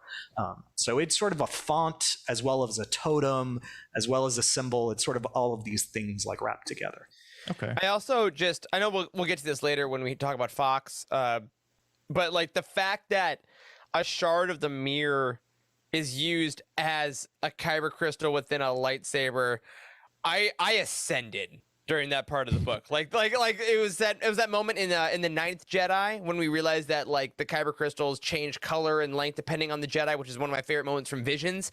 Like it was that kind of thing of like taking kyber lore, which I do feel is becoming very, I don't even know if important is the word, but very interesting in canon lately. Like a lot of books are really tackling, like Claudia Gray is talking about it a lot. We're hitting it with High Republic a little bit and taking it and doing a complete 180 that is also connected to the most important emotional, psychological part of the book was just such a great moment. And what I have given to be in Emma's head when they realized, oh, wait a minute, part of the mirror is in the saber. Boom! Like I feel like they must have gone to their wife and been like, "I figured it out! I did it! I did it!" It's like when Tony Stark figures out time travel in the last. He's like, "So I did it. Did what? I figured out time travel. I made the kyber mirror. I made it. That's it. I made it. Yep. Kyber mirror, said mirror of Era said can suck it. Sorry, better mirror. I'm saying it. So we're obviously really getting into the deep end here, into a lot of trauma, what it means to experience that, how you cope with that, how you move forward from that. And there was a quote that I've got to point out before I give you my last question about the Ronin. It was spoken by the Traveler on page 329. And they said, look at it this way. You've already done the brave thing. You chose not to die. Go on now, live. And that's, wow. I mean, it really just hit me.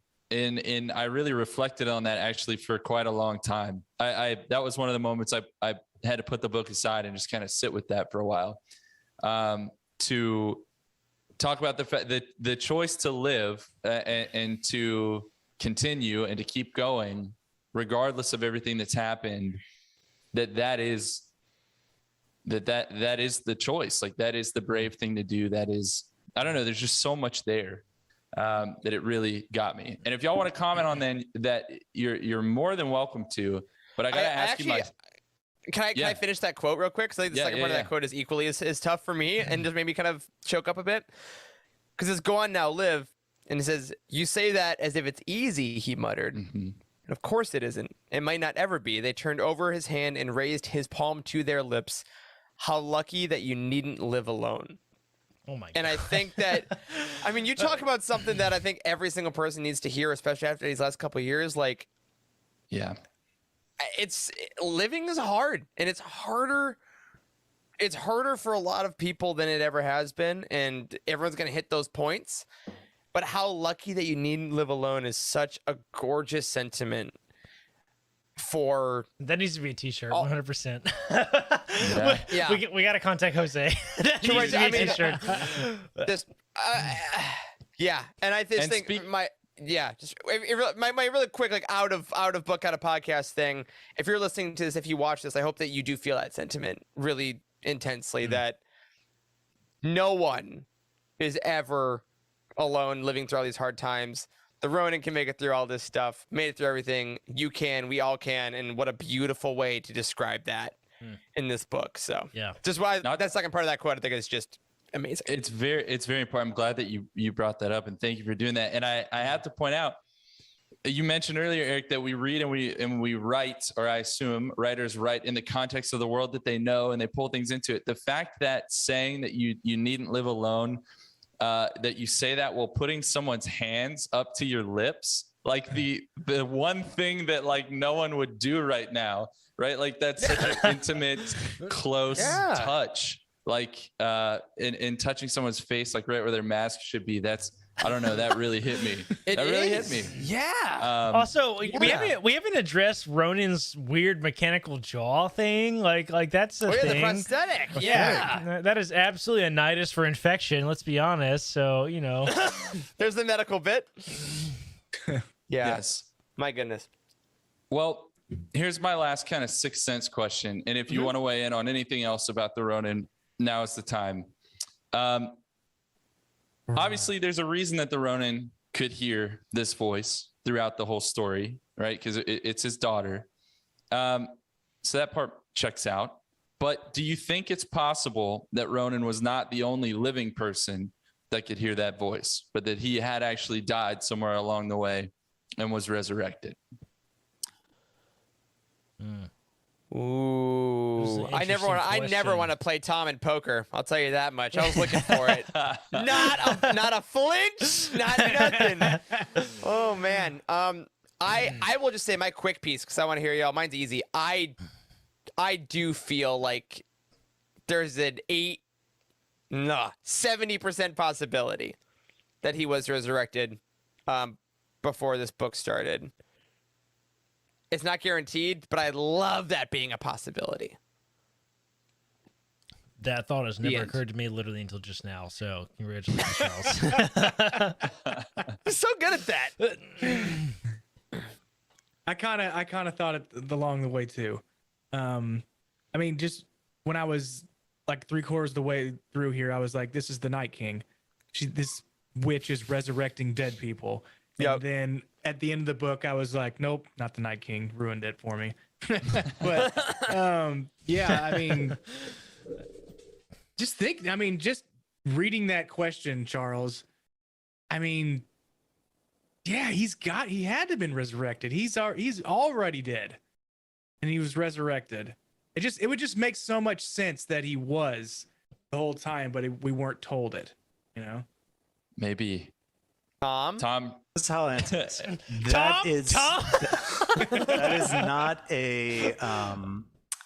That is not a thought or an idea that we constructed the book around. Mm-hmm. But if you have read the book and that is what you've come away with, and that's sort of the what you have constructed, and that's like what you've taken away from it and how you've interpreted it, I love that for you. Yeah. What a stupid question, Charles. Next. I do. That's great. I love that. I think that there is you can pull out some compelling evidence. Yeah. But I can tell you that we construct the book that he is very much burdened by being alive. Sure. Burdened by being alive. That's a great descriptor of the Ronin. To be honest, yeah. You want to talk about relatable? Wow. Oh, goodness. All right. Well, burdened. Yeah, that was a lot. Any last thoughts? We're an hour and a half in. We want to talk about one character. What the heck? I know. Oh my god, man. This is going to be a 19-part roundtable. This book, I have to say, this book probably is by a significant margin the heaviest Star Wars book I've ever read. Like there were themes. I will say Lesser Evil is physically the heaviest Star Wars book I've ever read. So if you fair enough. Digital edition for that one, guys. Kindle. Get the Kindle version for that one. Oh, Don't move after buying that book. You must settle in whichever home that you rested in. That's right. All right. Any last thoughts on the Ronin? Just because he's such an important character, I want to leave the table open for any last thoughts. Not for me. He'll pop up. Yeah. I'm sure he'll pop up as we discuss others. Sure. He absolutely though he was obviously he's the main character, but he was the key to unlocking how identity was going to work in this book, since we knew we are never going to find out his name, and he doesn't have a name. His name is the Ronin, and for all intents and purposes, he has banished that name. And the moment that we knew that that was the key linchpin to our main character, that opened up the entire rest of the book for, well, identity. Everybody can have multiple names. Names can be meaningful. They can be meaningless. We can play around with it. We can have referrals. We can have sobriquets. All sorts of playfulness opened up because of that one little linchpin of the Ronin's identity. Yeah, I mean, even in the prologue to the book, in the crawl, it literally says, "No doubt the gods themselves have cursed his forgotten name." It's like, yo, if the gods don't know it, you're not gonna know it. Come on now, we're readers. They're gods.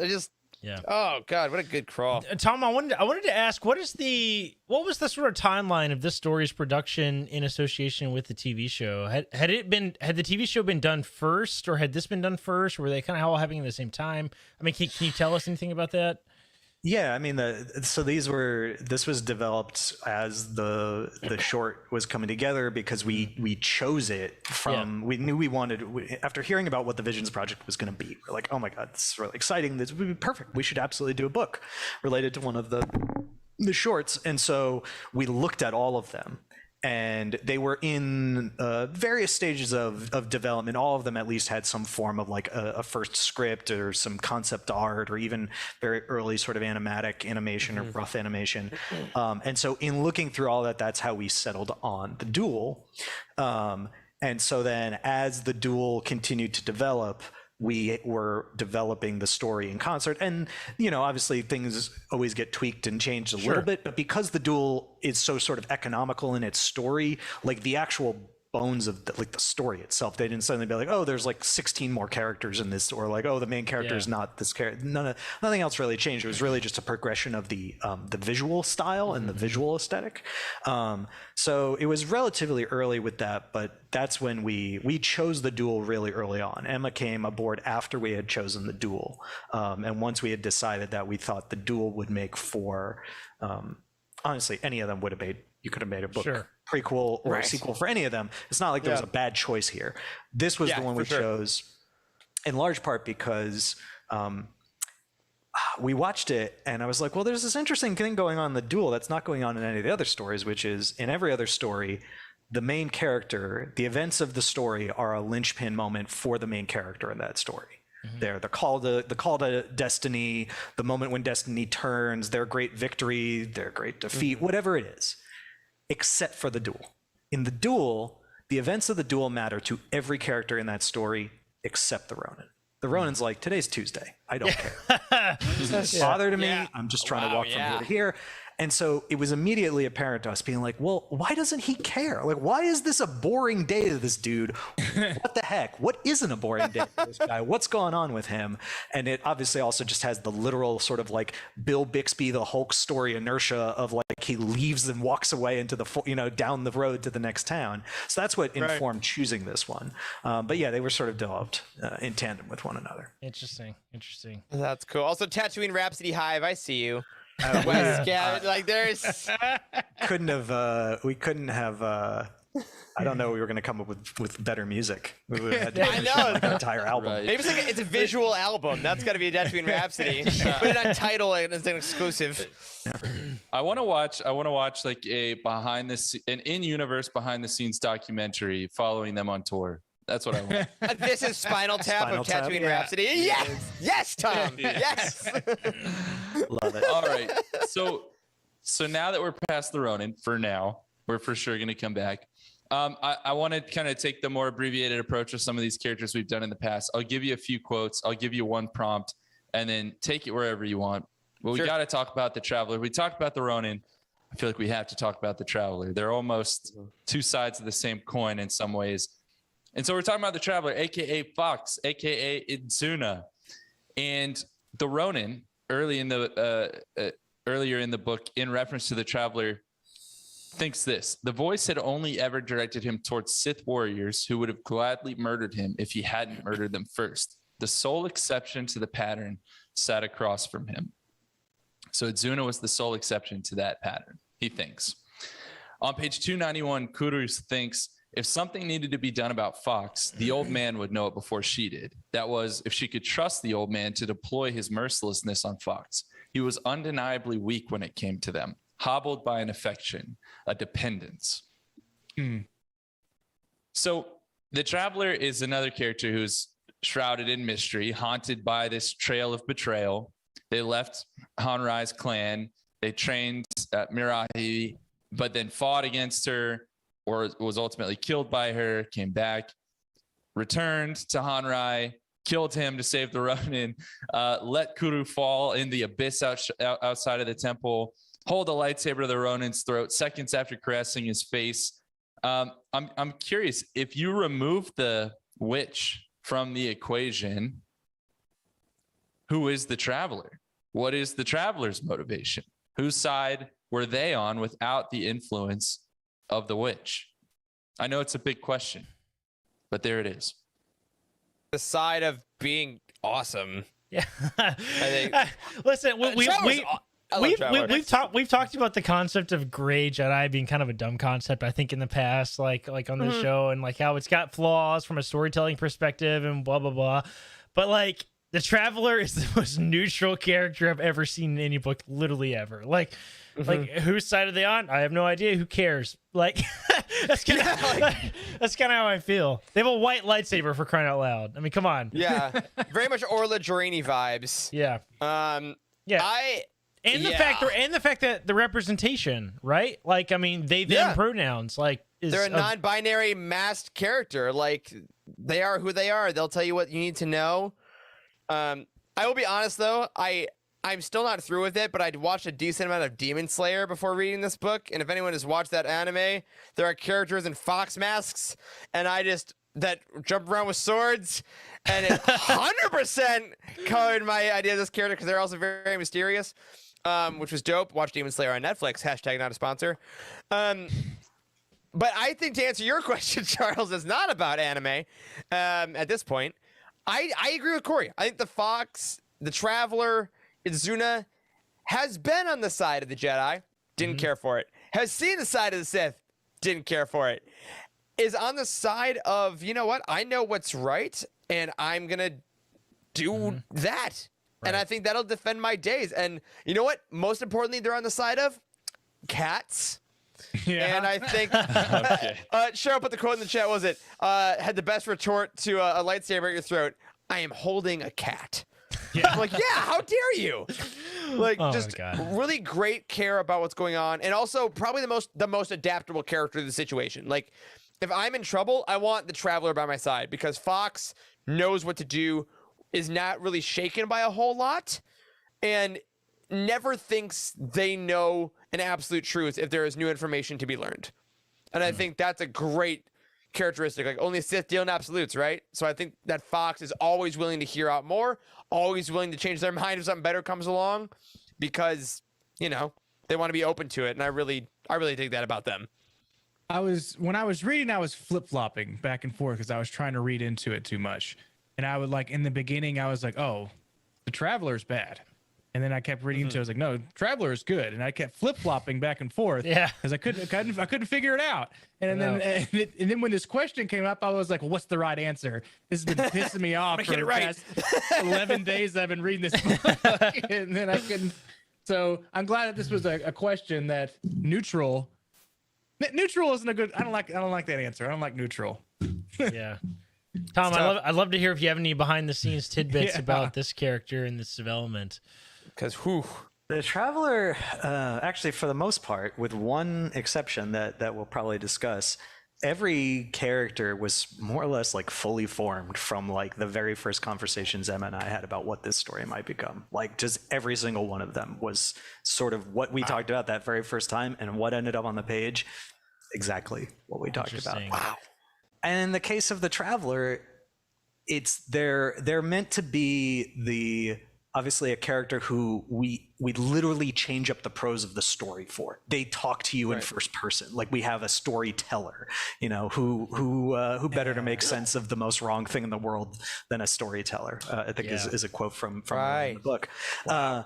And so we have a storyteller within this story where everyone is keeping secrets, and the idea of truth and the idea of like who knows what is entirely up for grabs. That we have this storyteller character who gets infused into scenes, who can play around with that truth, who can set the exposition and then pull that scaffolding down by playing around with, yeah, but we've also heard that this and maybe this and oh, this I suppose this, or I wonder this.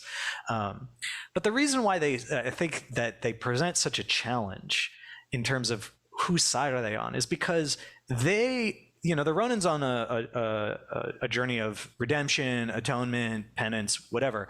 But the Ronin does know who he is, and he does know what he did. The Traveler doesn't. The Traveler is on a journey of discovery because they don't remember much of what happened to them. They know enough to know that they were involved in an important thing, and they suppose enough that something bad happened to them, because there's not a lot of stories about people with amnesia that are good, that's good circumstances resulted in the amnesia, right? Just having a day. Yeah, not so much. Most of them, for the most part. Yeah. And so they're on this journey of discovery, and so some of their neutrality, I think, rightfully comes from, well, they don't actually know what side they were on, or exactly what they did in service to any one side. And thus, they must remain where they are until they figure that out, because they just don't know.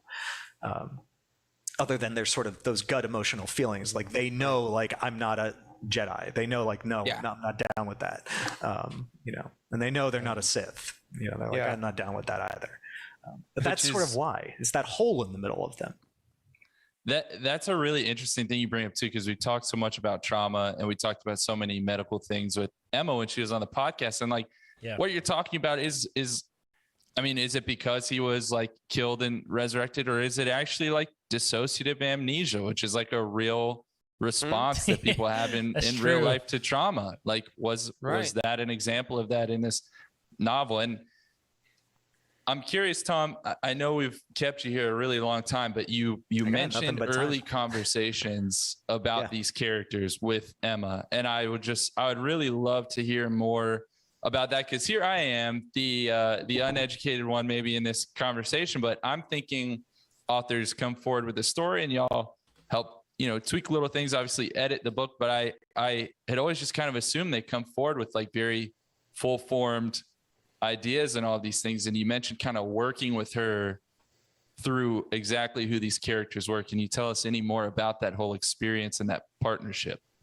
Yeah. So, once we knew that we were going to do the duel, and knowing about the project, and set about saying, okay, well, we got to find an author, which is kind of, the goal all the time. Oh, we think we want to do this kind of book, or we think we want to do a thing related to this. All right, well, we got to find the right author. And so go searching for the right author.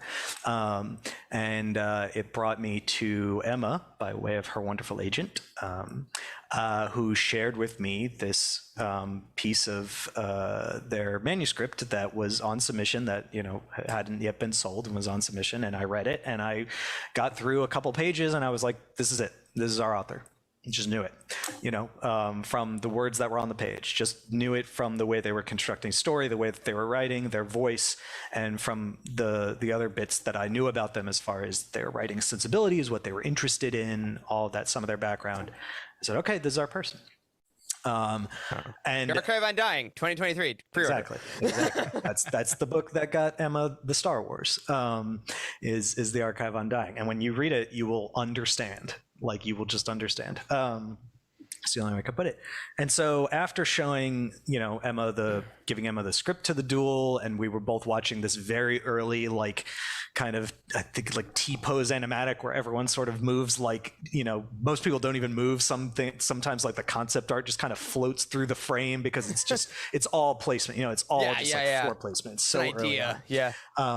And we, I think that one might have even still had some like square cubes or boxes where like there was just not a piece of animation ready and they just needed blocking.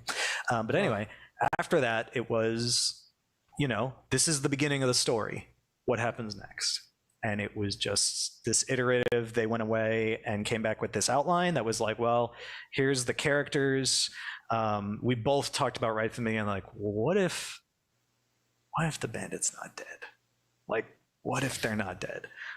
both of us love the idea of revenants, like a revenant story, someone who's, risen from the dead and has some mission they're on and they don't understand why are they on this mission and why are they back from, like, we both kind of like love that kind of story. And we both fell in love with Koru so instantly that we're just like, can we bring this character back? We do, oh my gosh, more than 10 seconds of screen time with this character. And from there, though, they had this idea because of all of their grounding and knowledge and understanding of Japanese storytelling and Jideki films and just all of these storytelling traditions of the kind of story they wanted to investigate, both from that sensibility and also from the idea of like, well, what kinds of Star Wars stories haven't we seen before? What themes are present in Star Wars that we've seen in a lot of the films, we've seen in a lot of places, but like we've never had an entire thing devoted to it, or we've never gotten to spend all this time with it. And so from there, they just pitched this idea of this character on this journey to kind of go back to where their, sort of story began and the characters they were going to run into on the way. And, there's some classic Star Wars stuff like, yeah, of course you're going to have a pilot character and you got to have a droid and there's going to be this, like you're going to, and then from there is where we started to talk about, well, all right, he's a Sith. So what does that mean about who the Jedi are? And then what does that mean about like, okay, there are lords and there are Jedi, and those are not the same thing. But then what would it mean if a Jedi became a Lord? And what would that mean? And it sort of evolved from there. And it was just this kind of constant iterative process of building this framework of this world and constantly referring back to the duel. Well, what are people wearing in the duel? What does that say about the world? What are the bounty hunters? They all like, what are all their garb and their weapons? What does this all look like? What does that say about what goes on in this world? What are people doing? Like constantly doing that to kind of build in the world building. And from there, it all just kind of started to scaffold together. And this idea of betrayal and this idea of working towards this ridiculous, twist at the very end of the story, that all is not what we thought it was all right there from the beginning. And then it was just about, okay, we've got point A, which is the duel. And for anyone who's ever tried to write a story, to actually know, like, this is the first 15 minutes of my story. It is intractable. Like, we are going to retell the duel. It's actually an amazing gift. It really is. Incredible. It's an incredible foundation. And then to know where you're going to get to, the very end, knowing there's this moment and this turn.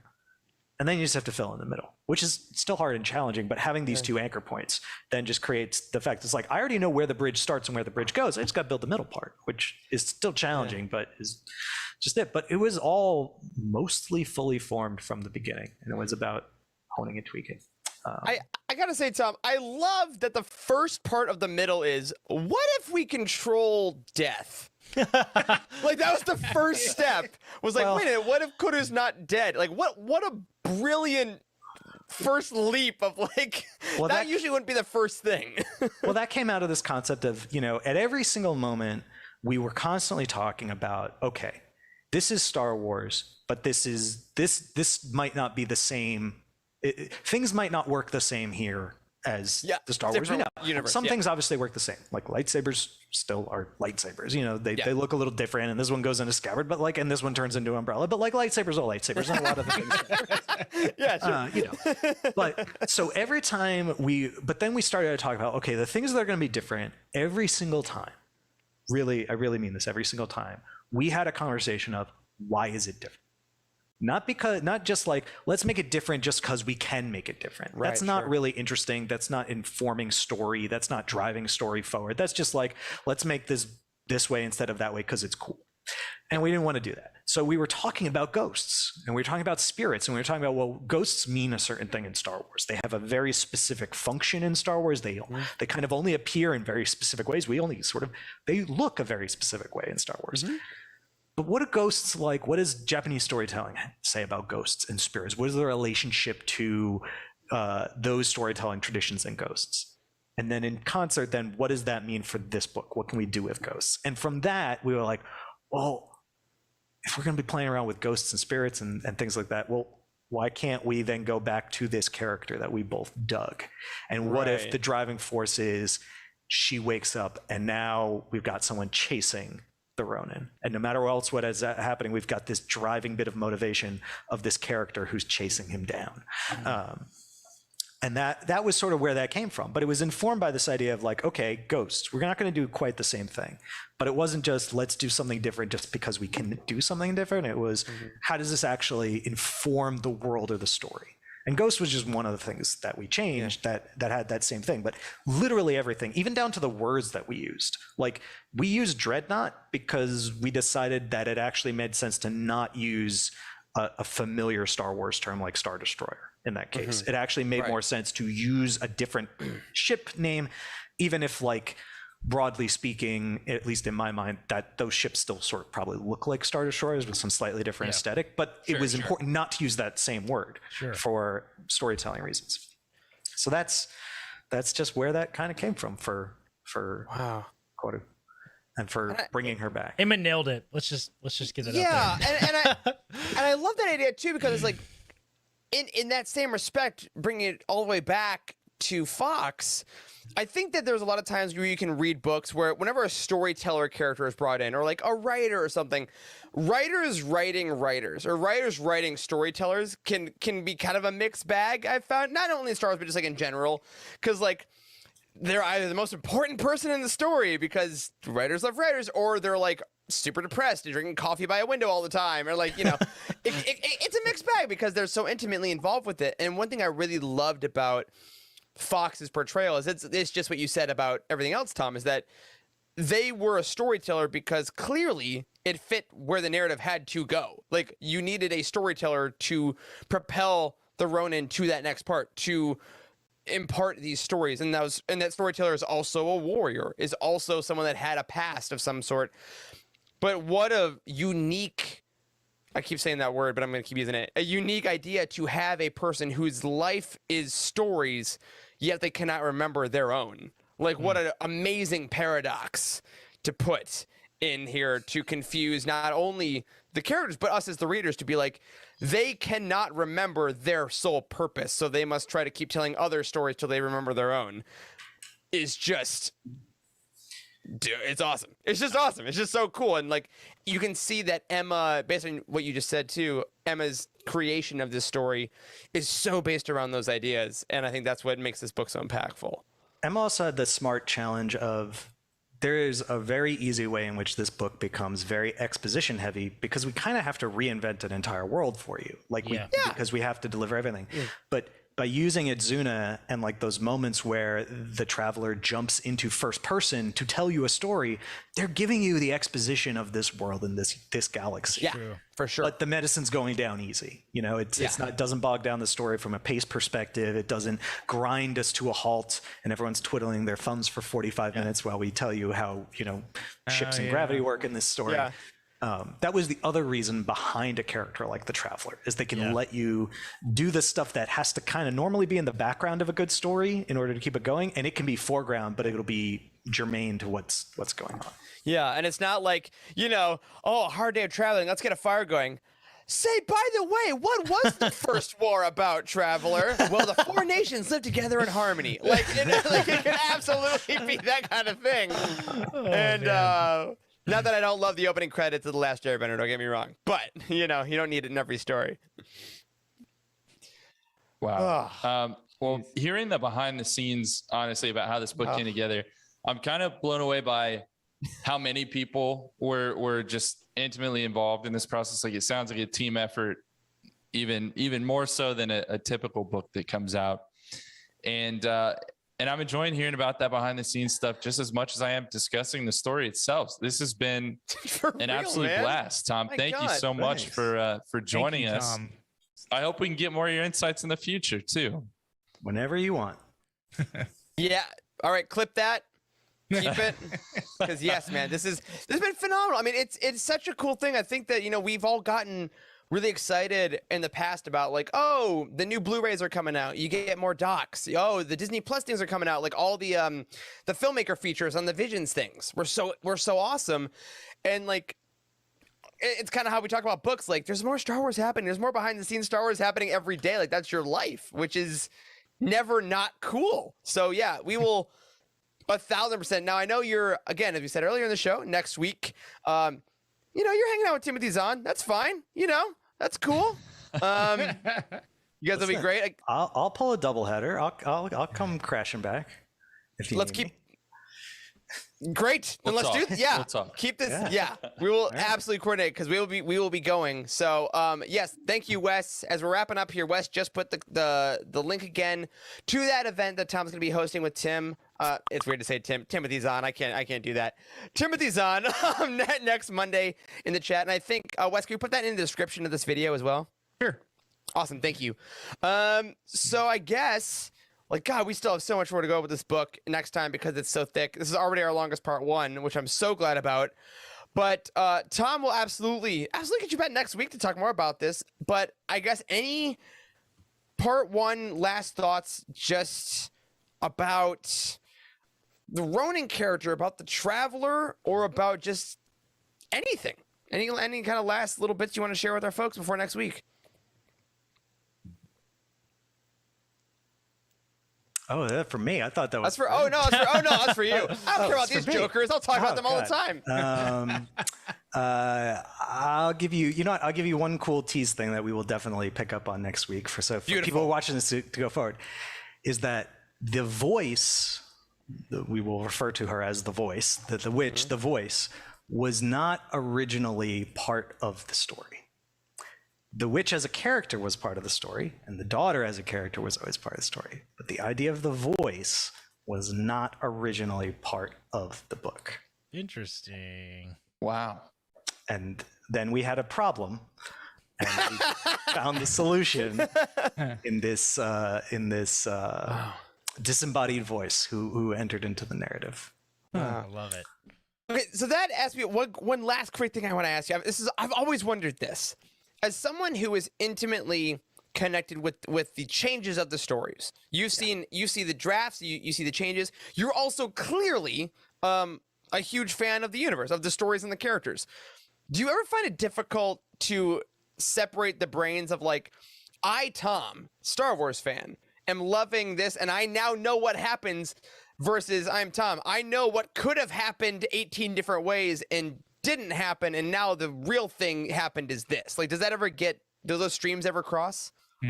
Not really, because even though, like, yeah, I know what this looked like in draft 1, I know what this page originally looked like, or oh my god, we cut this line for X reason, whatever. There's always stuff like that, but not really. I don't really think about it, because eventually at the end it's just like the book that gets made. The things that ends up between the pages, like, this is the best version that was possible. Like, this is the best version of the book. This is the version of the book that we want people to read. And there's always a fun story to be told here and there about, like, oh my God, there's this line or this thing, but not really. I don't really have trouble, like, I don't have a lot of regrets about things that don't make it into the books. It's just like, awesome. What makes it into the book is what we want people to read, what the author wants people to read. And obviously, like with any creative endeavor, there's always this thing like, oh my gosh, there was this cool thing and we couldn't fit it in for X number of reasons. I mean, every movie in the world has like a bazillion deleted scenes. But you know what? It's cool that we got to explore that. And the fact that it didn't make it into the final product, like, doesn't make that moment that we got to explore kind of any less worthy. And even though me and like 5 other people might be the only people who ever know that was the thing, that's fine. It's just like, that's one of the small perks of the job. You don't have to say that Bail Organa was in Ronin at one point. You get to live that your truth for other people. Bail Organa Hat Droid is just Bail Organa. You heard it here first, folks. Beautiful. Awesome. Well, that's what do you think, Charles, part 1? Sorry, you're taking a sip as I ask you a question. That is part 1 of question mark number of parts. Honestly, we will see. Real talk. Awesome. Well, folks, for those of you that watched live tonight, thank you so much. For those of us that watch later, we love you as well. Thank you. For those of you listening later, we love you too. We hope you enjoyed that chat of this book that I don't think we're done chatting about even after this roundtable. I think this is going to be a conversation piece for years to come. And as we said, go to utini.com, look up Ronin, review it yourself, and then buy it for someone for the holidays. That's what they need. Do they need a Keurig? No, they need Ronin. Come on now. And again, Keep us posted in our Discord channel about Ronin. Has been going. People have been sharing what they love, where they are. Those conversations have just been absolutely incredible. And we'll continue these again next week.